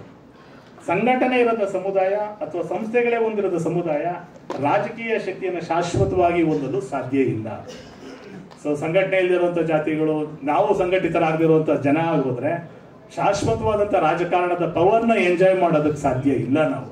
ಆ ಕಾರಣದಿಂದ ಯಾವುದೇ ಸರ್ಕಾರ ಬರಲಿ ಮುಂದಿನ ದಿವಸಗಳಲ್ಲಿ ನಾವು ಕೂಡ ಸರ್ಕಾರದ ಪಾಲುದಾರರಾಗಿರ್ತೀವಿ. ನಿರ್ಣಾಯಕರಾದಂತಹ ಶಾಸಕ ಅಥವಾ ಮಂತ್ರಿ ಸ್ಥಾನಗಳನ್ನು ಹೊಂದುವಂತಹ ಘನತೆಯನ್ನ ನಮ್ಮ ಸಮುದಾಯದ ಯುವಕರು ಮುಂದಿನ ಭವಿಷ್ಯತ್ತಿನಲ್ಲಿ ಪಡಿಬೇಕಾದ್ರೆ ನಾವು ಇವತ್ತಿಂದ ಒಂದಷ್ಟು ಸಾಧನೆಗಳನ್ನ ಕೆಲಸಗಳನ್ನ ಮಾಡಬೇಕಾಗಿದೆ. ಅದು ಸಂಘ ಸಂಸ್ಥೆಗಳು ಮಾಡಬೇಕಾದಂಥ ಕೆಲಸಗಳ ಜವಾಬ್ದಾರಿಯಾಗಿದೆ. ಸೊ ನಾವಿಂದು ಗಟ್ಟಿಯಾಗಿ ಮಾತನಾಡಬೇಕಾಗಿದೆ. 1B ರಿಸರ್ವೇಷನ್ ಉಳ್ಕೋಬೇಕು ಅಂತಂದ್ರೆ, ಈಗ ಅಕ್ಸೆಪ್ಟ್ ಮಾಡಿರುವಂಥದ್ದನ್ನ ನಾವು ಉಳಿಸ್ಕೊಂಡು ಮುಂದೆ ಹೋಗ್ಬೇಕು ಅಂತಂದ್ರೆ ನಮ್ಮ ಎಲ್ಲ ಸಂಘಟನೆಗಳು ಇದ್ರ ಬಗ್ಗೆ ಮಾತನಾಡಬೇಕು. ಇದು ನಮ್ಮ ಹಕ್ಕು ಅಂತ. ಹೇಗೆ ಸಂವಿಧಾನ ನಮ್ಮ ಹಕ್ಕು ಅಂತ ಎಲ್ಲ ಹೇಗೆ ಒಪ್ಕೋತೀವೋ ಅದೇ ರೀತಿ ನಮಗೆ ಸಿಕ್ತಿರುವಂತ ಸ್ವಾತಂತ್ರ್ಯ, ನಮಗೆ ಸಿಕ್ತಿರುವಂತ ಆರ್ಥಿಕ ಸ್ವಾತಂತ್ರ್ಯ, ನಮಗೆ ಸಿಕ್ತಿರುವಂತ ಒಂದು ಸ್ಥಾನಮಾನಗಳನ್ನ ಬಿಟ್ಕೊಡಬಾರ್ದು. ಅದಕ್ಕೆ ನಾವು ಗಟ್ಟಿಯಾಗಿ ನಿಲ್ಲೇಬೇಕಾದಂತ ಅನಿವಾರ್ಯತೆ ಇವತ್ತಿದೆ. ಯಾವುದೇ ಕಾರಣಕ್ಕೂ ನಿನ್ನೆ ಏನ್ ಸಾಹೇಬ್ರು ಜಾರಿ ಮಾಡಿದ್ದಾರೆ ಅದನ್ನ ವಾಪಸ್ ತಗೊಳ್ಳಿ ಅಂತ ಯಾವುದೇ ಒತ್ತಡಗಳು ಬರಬಹುದು, ಬರ್ದೇನೂ ಇರಬಹುದು. ಬಂದಂತ ಸಂದರ್ಭದಲ್ಲಿ ವಾಯ್ಸ್ ಮಾಡೋದಕ್ಕೆ ನಾವಿರ್ಬೇಕು. ಅವ್ರು ಡಿಫೈನ್ ಮಾಡ್ಕೊಳಕ್ ಆಗಲ್ಲ. ಸೊ ನಮ್ಮ ಜವಾಬ್ದಾರಿಗಳಿದು. ನಾವು ಇದನ್ನ ಡಿಫೈನ್ ಮಾಡಲೇಬೇಕು, ಹೇಳಲೇಬೇಕು, ಹಕ್ಕೊತ್ತಾಯಿ ತರ ಹೇಳಬೇಕು, ಮನವರಿಕೆ ಮಾಡಬೇಕಾಗಿದೆ. ಹಾಗಾಗಿ ಇದು ಗಟ್ಟಿಯಾಗಿ ಉಳಿಬೇಕಾಗಿದೆ ಕೂಡ. ನಾವು ಗಟ್ಟಿಯಾಗಿ ನಮ್ಮನ್ನ ಉಳಿಸ್ಕೊಳ್ಬೇಕಾಗಿದೆ. ಈ ದೆಸೆಲ್ಲ ಉಳಿಸ್ಕೊಂಡ್ರೆ ನಮ್ಗೆ ಸಿಗ್ಬೇಕಾದಂತ ಸವಲತ್ತು ಅನುಕೂಲಗಳು ನಮ್ಗೆ ಸಿಗುತ್ತೆ. ನಾವೇ ವಿಘಟನೆ ಆದ್ರೆ, ನಾವೇ ಮಾತನಾಡ್ಲಿಲ್ಲ ಅಂದ್ರೆ, ನಾವೇ ಈ ರೀತಿ ಹಿಂದೆ ಸರಿದ್ರೆ ಇನ್ಯಾವತ್ತೂ ನಮ್ಗೆ ಒಂದು ಶಾಶ್ವತವಾದಂತ ನೆಲೆಗಟ್ಟನ್ನು ಪಡ್ಕೊಳ್ಳೋದಕ್ಕೆ ಸಾಧ್ಯ ಇಲ್ಲ. ಸೊ ಇಂದು ನಾವು ಉಳಿದ್ರೆ ಮಾತ್ರ ಮುಂದೆ ಬೆಳೆಯಕ್ಕಾಗೋದು. ಸೊ ಇವತ್ತು ನಾವು ಸರ್ವೈವಲ್ ಆಗ್ಲೇಬೇಕಾಗಿದೆ ಈ ಸ್ಟ್ರಗಲ್ ಇಂದ, ಈ ಒತ್ತಡದಿಂದ. ಸೊ ಅದಕ್ಕೆ ನಾವು ದುಡಿಯೋಣ, ಸಂಘಟಿತರಾಗೋಣ, ಕೂತು ಜಾಗದಲ್ಲಿ 10 ಜನನ ನಾವು ರೂಪಿಸೋಣ, ಮಾತನಾಡುವಂತ ಶಕ್ತಿಗಳನ್ನ ರೂಪಿಸೋಣ. ಎಷ್ಟೋ ಸಲ ನಾನು ಮಾತನಾಡಕ್ಕಾಗಲ್ಲ ಮಾಧ್ಯಮದಲ್ಲಿ, ನಾನು ಶಿಷ್ಯಂದಿರ ಕೈಲಿ ಮಾತನಾಡಿಸ್ತೀನಿ. ನಾನು ವಾಯ್ಸ್ ಹಾಕ್ಬೇಕು ಅವ್ರಿಗೆ ಅಷ್ಟೇ. ಎಲ್ಲ ಕಡೆ ನಾನೇ ಬರ್ಬೇಕು ಅಂತಿಲ್ಲ. ಅವರು ನಾಯಕತ್ವ ಕಟ್ಕೊಳ್ಳಿ. ಅವ್ರು ನನ್ನೊಂದು ಬದುಕಿದೆ, ನನಗೆ ಯಾಕಂದ್ರೆ ಅನಿವಾರ್ಯತೆ ಇಲ್ಲ. ಹಾಗಂತೇಳಿ ನಾವು ಸುಮ್ ಕೂರಬಾರ್ದು. ಇನ್ನೊಂದು ತಲೆಮಾರನ್ನ ಕಟ್ಟೋ ಕೆಲಸದಲ್ಲಿ ನಾವು ಮುಂಚೂಣಿಯಾಗಿ ನಿಂತ್ಕೊಳ್ಳೋಣ. ನಾನು ಒಬ್ಬ ಸರ್ಕಾರಿ ನೌಕರ, ರಾಜಕಾರಣದ ಬಗ್ಗೆ ನೇರವಾಗಿ ಬರೆಯೋ ಆಗಿಲ್ಲ, ಹೇಳೋ ಆಗಿಲ್ಲ, ಪಾಲ್ಗೊಳ್ಳೋಂಗಿಲ್ಲ ಕಾರ್ಯಕ್ರಮದಲ್ಲಿ. ಆದ್ರೆ ನನ್ನ ಶಿಷ್ಯಂದಿರು ಪಾಲ್ಗೊಳ್ಬೋದಲ್ವ, ನನ್ನ ಪರಿವಾರದವ್ರು ಪಾಲ್ಗೊಳ್ಬೋದಲ್ಲ. ಸೊ ಆ ಹಕ್ಕನ್ನು ನಾವು ಕಳ್ಕೊಬಾರ್ದು, ಬಿಟ್ಕೊಡ್ಬಾರ್ದಾಗ ಭಯ ಭೀತಿಯಿಂದ ಹೊರಗೆ ಬರಬೇಕು. ನಮ್ಮ ಹಕ್ಕನ್ನು ನಾವು ಮಾತನಾಡಬೇಕಾಗಿದೆ. ಅತ್ಯಂತ ಸ್ಪಷ್ಟವಾಗಿ ಸಮುದಾಯ ಮತ್ತು ಸಂಘ ಸಂಸ್ಥೆಗಳ ಧ್ರುವೀಕರಣ ಆಗಲೇಬೇಕಿದೆ ಈಗ. ಸೊ ಈಗಾಗಲೇ ಏನು ಹೇಳಿದೆ, ಚಿತ್ರವಾಗಿರುವಂಥದ್ದು ಎಲ್ಲೆಲ್ಲೋ ಇದೀವಿ ನಮ್ಮ ನಾವು ಅಷ್ಟೇ ಆಗಿರೋದು ಬೇಡ. ನಾವು ಸೆಂಟ್ರಲೈಸ್ ಆಗಬೇಕು, ಒಂದು ನೆಲೆಗೆ ಪವರ್ಫುಲ್ ಆಗಿ ಸೆಂಟ್ರಲೈಸ್ ಆಗಬೇಕು. ಜನರ ಮಧ್ಯೆ ನಮ್ಮ ಸಮುದಾಯದ ಅಸ್ತಿತ್ವವನ್ನು ಅನಿವಾರ್ಯವಾಗಿ ಕಟ್ಟಿಕೊಳ್ಳಲೇಬೇಕಿದೆ. ಕಿಟಲ್ ಡಿಕ್ಷನರಿ ತೆಗೆದ್ರೆ ಕುರುಬ ಅಂದ್ರೆ ದಡ್ಡ ಪೆದ್ದ ಆ ಥರ ಪದ ಇದೆಯಲ್ಲ, ಅದು ಆ ಕಾಲಕ್ಕೆ ಈ ಕಾಲಕ್ಕೂ ಅಲ್ಲ. ಅದು ಕಂಪ್ಯೂಟರ್ ಸೈನ್ಸ್ನಲ್ಲಿ ಭಾರ್ಗವ್ ಅವರು ಇದ್ದಾರೆ ಇಲ್ಲೆಲ್ಲ. ಮ್ಯಾಥಮೆಟಿಕ್ಸ್ ಕಂಡುಹಿಡಿದವ್ರು ಯಾರು ಅಂದ್ರೆ ಕುರುಬರು ಅನ್ನೋ ಸ್ಟೇಟ್ಮೆಂಟ್ ಇದೆ ಇಂಗ್ಲಿಷ್ ಪುಸ್ತಕದಲ್ಲಿ. ಯಾಕಂದ್ರೆ ಕೌಂಟಿಂಗ್ ನಾವು ಕುರಿ ಪ್ರಾಣಿಗಳನ್ನ ಎಣಿಸ್ತೀವಲ್ಲ, ಆ ಮೂಲಕನೇ ಗಣಿತ ನಮ್ಮಿಂದನೇ ಅಭಿವೃದ್ಧಿ ಆಗಿದ್ದು ಅನ್ನೋ ತಾತ್ವಿಕತೆ ಇದೆ ನಮ್ಮೊಳಗೆ. ನಾವು ಯಾಕೆ ಅದನ್ನ ಬಿಟ್ಕೊಡಬೇಕು? ಹಾಗಾಗಿ ನಮ್ಮೊಳಗೆ ಎಲ್ಲವೂ ಇದೆ. ಕುಲಕಸಬುಗಳು ಒಂದು ಪುಸ್ತಕ ಅಂತ ಬಂದಿದೆ. ಆ ಪುಸ್ತಕನ ರಚನೆ ಮಾಡಕ್ಕೆ ಹಲವಾರು ಚರ್ಚೆಗಳ ಮಾಡಿ ಮಾಡಿ ಮಾಡಿ ನಮ್ಮ ಮನೆ ಹಾಕಿನೇ ಬರೆದಾಗ ಇರೋ ಎಲ್ಲ ಕಸಬುಗಳು ನಾವೇ ಮೂಲನ ಅನ್ಸ್ಬಿಡ್ತು ಒಂದು ಹಂತಕ್ಕೆ. ಮೆಡಿಕಲ್ ನೋಡಿದ್ರು ನಮ್ಮವ್ರೆ. ಇಂಥದ್ದು ಇಲ್ಲ ಅನ್ನಂಗಿಲ್ಲ. ಚರ್ಮ ಸುರಿಯೋದ್ರಿಂದ, ಕೂದು ಕತ್ತರಿಸೋದ್ರಿಂದ ಎಲ್ಲ ಸ್ಕಿಲ್ ನಮ್ಮಿಂದನೇ ಹುಟ್ಟಿರುವಂಥದ್ದು. ಹಾಗೆ ಇಷ್ಟು ಸಾಮರ್ಥ್ಯ ಇರೋ ನಾವು ಯಾಕೆ ಈಗ ಇಷ್ಟು ಇಟ್ಕೊಂಡು ನಮ್ಮೊಳಗೆ ಸಂಸ್ಕೃತಿನ, ಇಷ್ಟು ನಾಗರಿಕತೆನ, ರಾಜಕೀಯ ಶಕ್ತಿನ ಎಲ್ಲ ಇಟ್ಕೊಂಡು ಕೀಳರಿಮೆಯಿಂದ ಬದುಕುವಂತ ಯಾವ ಸ್ಥಿತಿನೂ ನಮ್ಗಿಲ್ಲ. ಅದ್ರ ಜೊತೆಗೆ ನಾವು ಒಂದೇ ಒಂದು ಉದ್ದೇಶ ಇಟ್ಕೋಬೇಕು, ನಮ್ಮ ಸಮುದಾಯ ಮುಂದಿನ ತಲೆಮಾರಿಗೆ ಸರ್ವೈವಲ್ ಆಗ್ಬೇಕು, ಚೆನ್ನಾಗಾಗ್ಬೇಕು. ಇನ್ನ ಇಷ್ಟಕ್ಕೆ ನಿಲ್ಲಬಾರ್ದು, ಇನ್ನು ಮುಂದುವರಿಬೇಕು. ಒಂದು ಆಶಯದಡಿಗೆ ನಾವೆಲ್ಲ ಸೇರ್ಬೇಕು. ಆ ಆಶಯ ಏನು ಅಂತಂದ್ರೆ ಇಡೀ ಸಮುದಾಯದ ಏಳಿಗೆ, ಇಡೀ ಸಮುದಾಯದ ಉನ್ನತಿಗಾಗಿ ನಾವು ದುಡಿಬೇಕು. ಹಿರಿಯರು ಇಲ್ಲಿ ತನಕ ತಂದು ನಿಲ್ಸಿದ್ದಾರೆ ನಮ್ಮ ಸಮುದಾಯದ ತೇರ್ನ. ನಾವು ಕೆಡವಬಾರ್ದು, ನಿಲ್ಲಿಸಬಾರ್ದು, ಇಲ್ಲಿಗೆ ಅದು ಮುಂದುವರ್ಸ್ಕೊಂಡು ಹೋಗ್ಬೇಕು. ಹಾಗಾಗಿ ಕನಕದಾಸರು ಅವ್ರ ಕಾಲದ ಸ್ಟ್ರಗಲ್ ಎಲ್ಲ ಅವ್ರು ಕನ್ನಡ ಮತ್ತು ನಮ್ಮ ಸಮುದಾಯನ ಸಂಘಟಿಸಿದ್ರು ಅವ್ರ ನೆಲೆಯಲ್ಲಿ. ಅದು ಆ ಕಾಲಕ್ಕೆ ಸರಿ. ನನ್ನ ಕಾಲಕ್ಕೆ ನಾನೇನ್ ಬೇಕೋ ಅದು ನಾನು ಈ ಕಾಲದಲ್ಲಿ ಅದನ್ನ ಅರ್ತು ನಾನು ಮುನ್ನಡೆಸ್ಕೊಂಡು ಹೋಗ್ಬೇಕಾಗಿದೆ. ನಾಳೆ ನಮ್ಮ ಮಕ್ಳಿಗೆ ಕೇಳಿದಾಗ ಏನ್ ಮಾಡಿದೀರಾ ನೀವು ಅಂದ್ರೆ ಆಸ್ತಿ ಅಷ್ಟೇ ಅಲ್ಲ, ಇದು ಕೂಡ ನಮ್ಮ ಆಸ್ತಿನೇ. ನಾವು ಇದನ್ನ ಪಾಲ್ದಾರಾಗಿದ್ರೆ ನಾವೇನ್ ಮಾಡಿದೀವಿ ಅನ್ನೋದು ಬಹಳ ಮುಖ್ಯ ಆಗಿದೆ. ಅದಕ್ಕಿಂತ ಬಹಳ ದೊಡ್ಡ ವಿಚಾರ ಮಾಧ್ಯಮಗಳು. ಎಲ್ಲ ಮಾಧ್ಯಮಗಳ ಬಗ್ಗೆ ನನ್ನ ಆಕ್ಷೇಪಣೆ ಇಲ್ಲ, ಆರೋಪನೂ ಇಲ್ಲ. ಯಾಕಂದ್ರೆ ನಾನು ಕೂಡ ಪತ್ರಿಕೆಗಳಲ್ಲಿ ಬರೀತೀನಿ.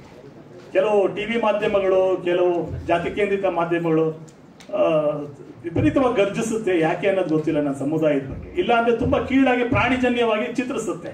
ನಮ್ಮ ಟಗರು ಅನ್ನೋದು ಅಂದ್ರೆ ನಮ್ಮ ಜಾತಿಲಿ ಇರುವಂಥದ್ದು. ನೀವು ಅದನ್ನ ಮತ್ತೆ ಹೇಳೋ ಅಗತ್ಯ ಇಲ್ಲ ನನಗೆ. ಅದು ನನ್ನ ಸ್ವಾಭಿಮಾನಕ್ಕೆ ಧಕ್ಕೆ ಅದು. ಈಗ ಬ್ರಾಹ್ಮಣ ಸಭಾದವ್ರು ದೊಡ್ಡ ಗಲಾಟೆ ಮಾಡ್ತಾರೆ, ನಮ್ಮನ್ನ ಕೀಳಾಗಿ ಕಾಣ್ತಾರೆ ಅಂತ. ಉನ್ನತ ಜಾತಿಯವ್ರನ್ನೇ ಕೀಳಾಗಿ ಕಾಣ್ತೀವಿ ಅನ್ನೋದು ಅವ್ರ ಕೀಳರಿಮೆ ಬರ್ತಿದೆ ಅಂತಂದ್ರೆ ಅದು ಅವರ ಸ್ಥಿತಿಗತಿಗಳು. ಹಾಗೆ ನಾವು ಮೇಲ್ಮಟ್ಟಕ್ಕೆ ಇರೋರನ್ನ ಒಂದು ಸಿಂಗ್ಯುಲರ್ ಆಗಿ ಒಂದು ಪ್ರಾಣಿಜನ್ಯವಾಗಿ ಗುರುಸೋದು ಕೂಡ ನನಗೆ ಹೆಮ್ಮೆ ವಿಚಾರ ಅಲ್ಲ. ನನ್ನ ಸಿದ್ದರಾಮಯ್ಯ ಅವ್ರನ್ನ ವ್ಯಕ್ತಿಯಾಗಿ ನೋಡ್ರಿಪ್ಪ, ನೀವು ಜಾತಿಯಾಗಿ ಯಾಕೆ ನೋಡ್ತಿದ್ದೀರಿ? ಅವ್ರ ಸಮುದಾಯನ ಮೀರಿ ಬೆಳೆದಿರುವಂತ ವ್ಯಕ್ತಿ. ನಾವು ಜಾತಿನ ಗುರ್ಸೋದೇ ಇಲ್ಲ. ಬಟ್ ಮಾಧ್ಯಮದವ್ರ ಅಪಾಯ ಎಷ್ಟಿದೆ ಅಂತಂದ್ರೆ ಈ ನೆಲೆಗಟ್ಟಿನಲ್ಲೇ ಕಾಣೋ ಪ್ರಯತ್ನ ಮಾಡ್ತಾರೆ. ಅಪ್ಪರ್ ಕ್ಯಾಸ್ಟ್ಗಳು ಲೋಯರ್ ಕ್ಯಾಸ್ಟ್ಗಳನ್ನ ನಡೆಸ್ಕೊಳ್ಳುವಂತ ರೀತಿ ಮಾಧ್ಯಮದಲ್ಲಿ ತುಂಬಾ ಕೆಟ್ಟದಾಗಿ ಬರ್ತಾ ಇರುತ್ತೆ. ಫೋನ್ ನಂಬರ್ ತಗೊಂಡು ಒಂದ್ಸಲ ಜಾಡಿಸಿ, ಏನ್ ಕೇಸ್ ಆಗಲ್ಲ, ಅದಕ್ಕೆಲ್ಲ ಗಾಬರಿ ಆಗ್ಬೇಡಿ. ನಿಮಗೆ ಭಾಷೆ ಗೊತ್ತಿಲ್ವೇನ್ರಿ, ಏನ್ ಮಾತನಾಡ್ತಾ ಇದ್ದೀರಿ, ಈ ತರನ ಸುದ್ದಿ ಮಾಡೋದು ನಿಮಗೆ ಗೊತ್ತಿಲ್ವಾ ಅಂತ ಉಗಿರಿ. ಒಂದು 50 ಫೋನ್ ಹೋದ್ರೆ ನಾಳೆಯಿಂದ ಬರೋಲ್ಲ ಆ ತರ ಪ್ರಾಕ್ಟೀಸ್. ಸ್ವಲ್ಪ ಧೈರ್ಯ ತಗೊಂಡು ಒಂದು ಕಾಲ್ ಮಾಡಿ ಚಾನಲ್ಗೆ, ಸಂಸ್ಥಾಪಕರಿಗೆ, ಬೈರಿ, ಏನಿಲ್ಲ, ತಪ್ಪೇನೂ ಇಲ್ಲ. ನಮ್ಮನ್ನ ಯಾಕೆ ಅವನೇನೋ ಗುರುತಿಸೋದು? ಆ ರೀತಿಯ ಕೀಳಾಗಿ ಕಾಣುವಂಥದ್ದು ಇದೆಲ್ಲ ಬಿಡಬೇಕು. ಮತ್ತೆ ಕೆಲವು ಮಾಧ್ಯಮಗಳು ಪೇಯಿಂಗ್ ಮಾಧ್ಯಮ, ದುಡ್ಡು ಕೊಟ್ರೆ ಮಾತ್ರ ಮಾತಾಡೋ ಮಾಧ್ಯಮಗಳಿವೆ. ಸೊ ಅದ್ರ ಬಗ್ಗೆ ನಾವು ತಲೆಗೆಡಿಸ್ಕೊಳ್ಳೋ ಅಗತ್ಯ ಇಲ್ಲ. ಬಟ್ ಜಾಡಿಸುವಂತ ಕೆಲಸಗಳನ್ನ ಮಾಡಲಿಲ್ಲ ಅಂದ್ರೆ ನಮ್ಮ ಅಸ್ತಿತ್ವಗಳು ಕಷ್ಟ. ಇವ್ರು ಸವಾಸಕ್ಕೆ ಹೋಗಬಾರ್ದಪ್ಪ, ಇವ್ರು ತಿವಿತಾರೆ, ಗರ್ಜಿಸ್ತಾರೆ, ಗೂದುತ್ತಾರೆ ಅನ್ನೋದು ಗೊತ್ತಾಗ್ಲಿ. ಸುಮ್ಮನೆ ನಾವು ಯಾಕೆ ಎಲ್ಲರೂ ಮಾತನ್ನು ಕೇಳಿಸ್ಕೊಳ್ಳೋ ಕಲ್ಲು ಬಂಡೆಗಳಲ್ಲ, ನಮಗೂ ಮಾತನಾಡಕ್ ಬರುತ್ತೆ, ಅದನ್ನ ಪ್ರೆಸೆಂಟ್ ಮಾಡೋಣ. ಸೊ ಈ ಒಟ್ಟು ನನ್ನ ಆಶಯ ಏನಂದ್ರೆ ನನ್ನ ಸಮುದಾಯ, ನಮ್ಮ ಸಂಘ ಸಂಸ್ಥೆಗಳ ಅಂಕಿಅಂಶಗಳೂ ಸಿಗದೇ ಇರುವಂತ ಸ್ಥಿತಿಲಿ ನಾವಿದ್ದೀವಿ. ಬಟ್ ಸಂಘಗಳು ಇದೆ, ಸಂಸ್ಥೆಗಳು ಇವೆ. ಯಾವ ಮೇನ್ ಸ್ಟ್ರೀಮ್ ಬಂದು ತೆರ್ಕೊಂಡಿಲ್ಲ, ಚಾನಲೈಸ್ ಆಗಿಲ್ಲ. ಅದು ಆಗ್ಬೇಕಾದಂತ ಅನಿವಾರ್ಯತೆ ಇದೆ. ಸೊ ಅದನ್ನ ನಾವು ಆಗೋ ದೆಸೆಯಲ್ಲಿ ಪ್ರಯತ್ನ ಪಟ್ಟರು ಕೂಡ ನಾನು ಈಗ ಮಾತನಾಡಿದ ಮಾತು ಸಂಪನ್ನ ಆಗತ್ತೆ ಅಂತ ಹೇಳಿ ಭಾವಿಸ್ತೀನಿ. ಕಿರಿಯನ ಮಾತನ್ನು ಬಹಳ ಪ್ರೀತಿಯಿಂದ ಆಲಿಸಿದಂತ ಎಲ್ಲ ಸಹೃದಯ ನನ್ನ ಸಮುದಾಯದ ಬಂಧುಗಳಿಗೆ ನಮಸ್ತೆ. ನನ್ನ ಮಾತನ್ನು ಮುಗಿಸ್ತೀನಿ.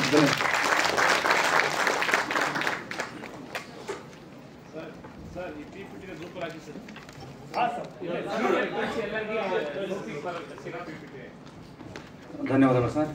ಸಮುದಾಯದ ಸಂಘ ಸಂಸ್ಥೆಗಳ ಕುರಿತಾಗಿ ಅತ್ಯುತ್ತಮವಾಗಿ ಮಾಹಿತಿಯನ್ನು ಒದಗಿಸಿದ್ದೀರಿ. ತಮಗೆ ಧನ್ಯವಾದಗಳು. ಈ ವಿಷಯನ ಗ್ರೂಪಲ್ಲಿ ಶೇರ್ ಮಾಡ್ತಿದ್ದೇನೆ, ತಾವು ಉಳ್ಕೊಳಿಸ್ಕೋಬಹುದು. ಈ ಕಾರ್ಯಕ್ರಮದಲ್ಲಿ ಆಸೀನರಾಗಿರ್ತಕ್ಕಂಥ ಹುಲಿನಾಯಕ ಸಾಹೇಬರಿಗೆ ಈ ಸಂದರ್ಭದಲ್ಲಿ ಹೃತ್ಪೂರ್ವಕ ಸ್ವಾಗತವನ್ನು ಹೇಳ್ತಾ ಇದ್ದೇನೆ. ಮುಂದಿನ ಭಾಷಣಕಾರರು ಸಮುದಾಯ ಮತ್ತು ಶಿಕ್ಷಣ, ಪರಶುರಾಮ್ ಸರ್ ಅವರು ಇವ್ರದ್ದು ನಮ್ಮ ಕಾಂಗ್ರೆಸ್ ಅವ್ರದ್ದು ಕೊನೆಗೆ ಮಾತಾಡಬೇಕಂತ ಅಧ್ಯಕ್ಷರ ಆದೇಶ ಆಗಿದೆ. ಅಧ್ಯಕ್ಷರು ಆಗಮಿಸ್ತಿದ್ದಾರೆ. ರೇವಣ್ಣ ಸಾಹೇಬ್ ಬರ್ತಾರೆ. ರೇವಣ್ಣ ಸಾಹೇಬರು ಇವ್ರ ಮಾತು ಕೇಳಬೇಕಂತೆ, ಹಾಗಾಗಿ ಅವ್ರನ್ನ ಕೊನೆಗೆ ಹೇಳಿದ್ದಾರೆ. ಹಾಗಾಗಿ ಅವರು ಕೊನೆಗೆ ಮಾತಾಡ್ತಾರೆ. ಸಮುದಾಯ ಮತ್ತು ಶಿಕ್ಷಣ ಡಾಕ್ಟರ್ ಪರಶುರಾಮ್ ಸರ್ ಅವರು ತುಮಕೂರು ವಿಶ್ವವಿದ್ಯಾಲಯದ ಸಮಾಜ ಕಾರ್ಯ ವಿಭಾಗದ ಪ್ರಾಧ್ಯಾಪಕರು, ಸೀನಿಯರ್ ಪ್ರೊಫೆಸರ್ ಅವರು. ಇಲ್ಲ ಸರ್, ನಾನು ಹೇಳೋದಿಲ್ಲ, ಈಗ ಫೋನ್ ಮಾಡಿ ನಾನು ಎಲ್ಲಿದ್ದೀನಿ ಈಗ.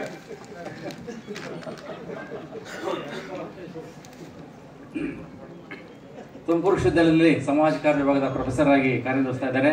ಭಾರತೀಯ ಸಮಾಜದ ವೃತ್ತಿ ಸಮಾಜ ಕಾರ್ಯ ವಿಭಾಗದಲ್ಲಿ ಉಪಾಧ್ಯಕ್ಷರಾಗಿ ಕಾರ್ಯನಿರ್ವಹಿಸ್ತಾ ಇದ್ದಾರೆ. UGC ಕಾರ್ಯನಿರ್ವಹಿತ ಆಂಧ್ರ ಪ್ರದೇಶದ ಮಾಳವೀಯ ಮಿಷನ್ ಶಿಕ್ಷಕರ ತರಬೇತಿ ಕೇಂದ್ರದ ಗೌರವಾನ್ವಿತ ಸದಸ್ಯರಾಗಿದ್ದಾರೆ. ರೆಡ್ ಕ್ರಾಸ್ ಸಂಸ್ಥೆಯ ಕರ್ನಾಟಕ ಶಾಖೆಯ ಗೌರವ ಸದಸ್ಯರು ಕೂಡ. ತುಮಕೂರು ವಿಶ್ವವಿದ್ಯಾಲಯದ ಹಿಂದುಳಿದ ವರ್ಗಗಳ ಕೋಶದ ನಿರ್ದೇಶಕರಾಗಿ ಕಾರ್ಯನಿರ್ವಹಿಸಿದ್ದಾರೆ. ಕುವೆಂಪು ವಿಶ್ವವಿದ್ಯಾಲಯದಲ್ಲಿ 2003ರಲ್ಲಿ ಇವರು PhD ಪದವಿಯನ್ನು ಪಡೆದುಕೊಂಡಿದ್ದಾರೆ ಸಮಾಜ ಕಾರ್ಯ ವಿಭಾಗದಿಂದ. ಇವರು 24 ವರ್ಷಗಳಿಂದ ಈಗ ಸಮಾಜ ಕಾರ್ಯ ವಿಭಾಗದ ಪ್ರಾಧ್ಯಾಪಕ ಸೇವೆಯಲ್ಲಿ ತೊಡಗಿಕೊಂಡು 8 ಪುಸ್ತಕಗಳನ್ನು ಬರೆದಿದ್ದಾರೆ. 120ಕ್ಕೂ ಹೆಚ್ಚು ದೇಶಿ ವಿಚಾರ ಸಂಕಿರಣಗಳನ್ನ, 40ಕ್ಕೂ ಹೆಚ್ಚು ವಿದೇಶಿ ವಿಚಾರ ಸಂಕಿರಣಗಳನ್ನ, 130ಕ್ಕೂ ಹೆಚ್ಚು ಲೇಖನಗಳನ್ನ ಬರೆದಿರ್ತಕ್ಕಂತಹ ಒಬ್ಬ ನಮ್ಮ ವಿದ್ವಾಂಸರು.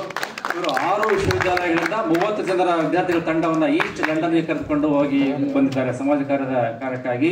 ಭಾರತ ಮತ್ತು ಲಂಡನ್ ಸೇರಿದಂತೆ ಬೇರೆ ಬೇರೆ ದೇಶಗಳ ಕೋಆರ್ಡಿನೇಟರ್ ಆಗಿ ಕಾರ್ಯನಿರ್ವಹಿಸಿದ್ದಾರೆ. ಇಂತಹ ಸಂಪನ್ಮೂಲ ವ್ಯಕ್ತಿ ಈ ದಿನ ಸಮುದಾಯ ಮತ್ತು ಶಿಕ್ಷಣ ಕುರಿತಾಗಿ ಮಾತಾಡ್ತಿದ್ದಾರೆ. ದಯವಿಟ್ಟು ಸರ್, ಪರಶುರಾಮ್ ಸರ್. ಎಲ್ಲರಿಗೂ ನಮಸ್ಕಾರ. ವೇದಿಕೆ ಮೇಲಿರ್ತಕ್ಕಂಥ ಹಿರಿಯರಾದಂಥ CS ನಾಗಣ್ಣ ಸರ್ ಅವರೇ, ಹಾಗೂ ಹಿಂದುಳಿದ ವರ್ಗ ಆಗಿದ ಮಾಜಿ ಅಧ್ಯಕ್ಷ ಅಂತ CS ಕಾಂತರಾಜ್ ಸರ್ ಅವರೇ, ಹಿರಿಯರಾದಂಥ ಡಾಕ್ಟರ್ ಗುಣನಾಯ್ಕ ಸರ್ ಅವರೇ, ಹಾಗೂ ಎಲ್ಲ ಬಂಧುಗಳೇ, ಮತ್ತು ವೇದಿಕೆಯಲ್ಲಿರ್ತಕ್ಕಂಥ ನನ್ನೆಲ್ಲ ಸ್ನೇಹಿತರೆ. ಹಾಗಾಗಿ 2 ದಿನಗಳ ಕಾಲ ಒಂಥರ ಒಂದು ಫ್ಯಾಮಿಲಿಯಲ್ಲಿ ಇದ್ದಂಥ ಒಂದು ಅನುಭವ ಆಗ್ತಾ ಇದೆ. ಸೊ ಭಾಳ ದಿನಗಳಾದಮೇಲೆ ಒಂದು ಫ್ಯಾಮಿಲಿ ಇದೀವಿ ಅಂತ ಅನಿಸ್ತಾ ಇದೆ. ಸೊ ಹಾಗಾಗಿ ತುಂಬ ವಿಷಯಗಳು, ತುಂಬ ಟೈಮ್ ಇನ್ವೆಸ್ಟ್ ಆಗಿದೆ, ತುಂಬ ರಿಸೋರ್ಸ್ ಕೂಡ ಇನ್ವೆಸ್ಟ್ ಆಗಿದೆ. ಸೊ ಹಾಗಾಗಿ ನನಗೆ ಕೊಟ್ಟಿರ್ತಕ್ಕಂಥ ಕೆಲಸ ಸಮುದಾಯ ಮತ್ತು ಶಿಕ್ಷಣ ಅಂತೇಳಿ.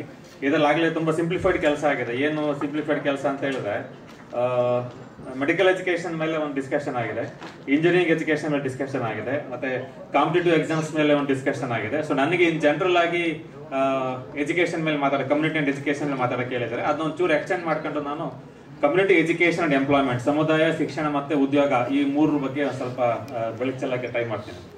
ಸ್ನೇಹಿತರೆ, ನಿಮಗೆಲ್ಲ 12% ಇತ್ತು ಅವಾಗ. ಜಸ್ಟ್ ಇಮ್ಯಾಜಿನ್ ಮಾಡಿ. ಸೊ 12% ಇದ್ದಾಗ ನಮಗೆ ಕುರುಬ್ರು ನಮ್ಗೆ ಎಷ್ಟು % ಲಿಟ್ರಸಿ ಇತ್ತು ಅಂತ ನಾವು ಸುಮ್ಮನೆ ಒಂದು ಅಂದಾಜು ಮಾಡ್ಕೊಳ್ಳಿ. ಯಾಕಂದ್ರೆ ನಾವು ಇಂಡಿಪೆಂಡೆನ್ಸ್ ಬಂದು 77 ವರ್ಷಕ್ಕೆ ನಾವು ಇವತ್ತು ಶಿಕ್ಷಣದ ಬಗ್ಗೆ ಚರ್ಚೆ ಮಾಡ್ತಾ ಇದೀವಿ. ಅವಾಗ ಹೆಂಗಿತ್ತು, 77 ಇಯರ್ಸ್ ಕೆಳಗೆ ನಾವು ಹೆಂಗಿದ್ವಿ ಅಂತೇಳಿ ಒಂದು ಚರ್ಚೆ ಮಾಡ್ಕೊಂಡು ಹಿಂಗೆ ಮುಂದೆ ನೋಡ್ತಾ ಬಂದಾಗ ಐ ಥಿಂಕ್ ಈಗ 25ಗೆ ನಾವು ಆಲ್ಮೋಸ್ಟ್ ಆಲ್ 85% ಲಿಟ್ರಸಿ ರೇಟ್ ನ ಪ್ರೊಜೆಕ್ಟ್ ಮಾಡಿದೀವಿ. 2025ಗೆ 80% ಇರ್ಬೇಕಂತ ಪ್ರೊಜೆಕ್ಟ್ ಮಾಡ್ತಾ ಇದೀವಿ. ಸೊ ಈಗ 1947 ನಲ್ಲಿ 12% ಲಿಟ್ರಸಿ ರೇಟ್ ಇದ್ದಾಗ 32 ಕೋಟಿ ಭಾರತದ ಪಾಪ್ಯುಲೇಷನ್ ಇತ್ತು. 32 ಇರೋರ ಸಂಖ್ಯೆನೇ 33 ಕೋಟಿ ಇದೆ. ಸೊ ಹೆಂಗಪ್ಪ ಅಂತ ಹೇಳಿದ್ರೆ 1ನೇ ಕ್ಲಾಸಿಂದ 10ನೇ ಕ್ಲಾಸ್ ವರೆಗೂ ನಮಗೆ we have around 27 crores of students enroll from first standard to 10th standard. 1ನೇ ಕ್ಲಾಸಿಂದ 10ನೇ ಕ್ಲಾಸ್ ಒಳಗೆ 26 ಕೋಟಿ ಮಕ್ಕಳುಗಳು ಎನ್ರೋಲ್ಮೆಂಟ್ ಆಗಿದ್ದಾರೆ. ಹೈಯರ್ ಎಜುಕೇಶನ್ ಅಲ್ಲಿ as per all India survey higher education report ನಲ್ಲಿ 4,20,00,000 ಮಕ್ಕಳು ಯಾವಾಗಲೂ ಹೈಯರ್ ಎಜುಕೇಶನ್ ರೋಲ್ ಇರ್ತಾರೆ. ಸೊ ಅಲ್ಲಿಗೆ 27 ಕೋಟಿ 4.25 ಕೋಟಿ ಇದಾದ್ರೆ, ಮತ್ತೆ PUC ಎಜುಕೇಶನ್ ಅಲ್ಲಿ ಒಂದು ಇದ್ರದ್ದು 10% ತಗೊಂಡ್ರೆ 33 ಕೋಟಿ ಆವರೇಜ್ ಇದಿರ್ತಾರೆ. ಈಗ ನಾವು ನೋಡ್ತಾ ಬಂದಾಗ ಸೊ ಈ 44 lakhs ಅಲ್ಲಿ ಇರ್ತಕ್ಕಂಥ ಕುರುಬರು how we are managing our education ಅಂತ ನಾವು ಹುಡುಕ್ತಾ ಹೋದ್ರೆ ಎಲ್ಲಿ ನಾವು ನೋಡ್ತಾ ಹೋಗ್ತೀವಿ, ಹೇಗೆ ನಮ್ಮ ಪ್ರೆಸೆನ್ಸ್ ಇದೆ ಅಂತ ಹೇಳಿ. ನಾನು I believe sometimes poverty will poverty, ಬಡತನ ಹುಟ್ಟಾಕತ್ತೆ ಅಂತ ನಂಬಿಕೆ ಇದೆ. ಅದ್ರಲ್ಲಿ ಏನಪ್ಪಾ ಅಂತ ಹೇಳಿದ್ರೆ, ಬಡತನನ ಹೊರ ಕರ್ಕೊಂಡ್ಬರ್ಬೇಕು ಅಂತ ಹೇಳಿದ್ರೆ ನಾವು ಈಗ 25-30 ವರ್ಷ ಎಜುಕೇಶನ್ ಇರೋದ್ರಿಂದ education will be very important ಅಂತ ಹೇಳಿ ನಾವು ಅದ್ರ ಭಾವಿಸ್ತೇವೆ. ಸೊ ಹಾಗಾಗಿ ಇಲ್ಲೇನಾಗತ್ತೆ ಅಂತ ಹೇಳಿದ್ರೆ, ಎಷ್ಟು ಮಟ್ಟಿಗೆ ನಾವು ಲಿಟ್ರಸಿ ಎಜುಕೇಶನ್ ಕೊಡ್ತೀವಿ, ಅದರಲ್ಲಿ ಪರ್ಟಿಕ್ಯುಲರ್ಲಿ ಯಾವ ಲಿಟ್ರಸಿ ಎಂಪ್ಲಾಯ್ಮೆಂಟ್ ಕನ್ವರ್ಟ್ ಆಗುತ್ತೆ, ಯಾವ ಡಿಗ್ರಿ ಒಂದು ನಾಲೆಡ್ಜ್ ಅವೇರ್ನೆಸ್ ಕನ್ವರ್ಟ್ ಆಗುತ್ತೆ. ಸೊ ಅವಾಗ ನಾವು ಎಂಪವರ್ ಆಗ್ತೀವಿ ಅನ್ನೋಂಥದ್ದು ನನ್ನ ಒಂದು ನಂಬಿಕೆ ಆಗಿರುತ್ತೆ. ಸೊ ಹಾಗಾಗಿ ಇಲ್ಲಿ ಫಸ್ಟ್ ಸ್ಟ್ಯಾಂಡರ್ಡ್ 10th ಸ್ಟ್ಯಾಂಡರ್ಡ್ ಕರ್ನಾಟಕದ ಒಂದು ಅವರೇಜ್ ತಗೊಂಡ್ರೆ Karnataka is in worst position. ಏಕೆ ಅಂದ್ರೆ ಹೈಯರ್ ಸೆಕೆಂಡರಿಲಿ 22% ಡ್ರಾಪ್ಔಟ್ಸ್ ಇದೆ. ಸೊ ಈ 22% ಡ್ರಾಪ್ಔಟ್ಸ್ ನಾವು ಈ ಕಡೆಯಿಂದ ದಾವಣಗೆರೆ, ರಾಣೆಬೆನ್ನೂರು, ಹಾವೇರಿ, ಅಲ್ಲಿಂದ ಬೆಳಗಾಂವರೆಗೂ, ರಾಯಚೂರು, ಗುಲ್ಬರ್ಗವರೆಗೂ, ಸೊ ಈ ಕಡೆ ಬಿಜಾಪುರದವರೆಗೂ ನಾವು ಹೋಗ್ತಾ ಹೋದ್ರೆ, ಸೊ ಈ 22% ರೇಟ್ ಅಲ್ಲಿ ನಮ್ಮ ಮಕ್ಳು ಎಷ್ಟು ಜನ ಇದಾರೆ ಅಂತ ನಾವು ಚೆಕ್ ಮಾಡ್ಕೋಬೇಕಲ್ಲ. ಸೊ 22% ಡ್ರಾಪ್ಔಟ್ಸ್ ನಲ್ಲಿ ನಮ್ಮ ಮಕ್ಳು ಎಷ್ಟು ಜನ ಇದ್ದಾರೆ? ಯಾಕಂತ ಹೇಳಿದ್ರೆ ಕೆಲವು ಮಕ್ಕಳು ಈಗ ಪ್ರೈಮರಿ ಸ್ಕೂಲ್ ಬಂದ್ರೆ 2% ಡ್ರಾಪ್ಔಟ್ ಇದೆ, ಆಮೇಲೆ 4% ಇದೆ. ಸಡನ್ ಆಗಿ 22% ಡ್ರಾಪ್ಔಟ್ಗೆ ನಾವು ಹೋಗ್ತೀವಿ. ಸೊ ಇಲ್ಲಿ ನಮ್ಮ ಮಕ್ಕಳುಗಳು ಯಾಕೆ ಎಲ್ಲಿ ಕಟ್ ಆಗ್ತಾರೆ, ಹೆಂಗ್ ಕಟ್ ಆಗ್ತಾರೆ ಅನ್ನೋಂಥದ್ದು ಅದು ನೋಡ್ತಾ ಹೋದ್ರೆ majorly we can think poverty ಅನ್ನೋದು ಒಂದು ಇಶ್ಯೂ ಆಗ್ಬೋದು. ಪಾವರ್ಟಿ ಜೊತೆಗೆ ಮೈಗ್ರೇಷನ್ ಒಂದು ಕಾರಣ ಆಗ್ಬೋದು. ಯಾಕಂದ್ರೆ ನಾವು ಇಲ್ಲಿಂದ ಆ ಸ್ಕೂಲ್ಗೆ ಹೋಗ್ತಾನೆ, ಅಲ್ಲಿಂದ ಈ ಸ್ಕೂಲ್ಗೆ ಹೋಗ್ತಾನೆ.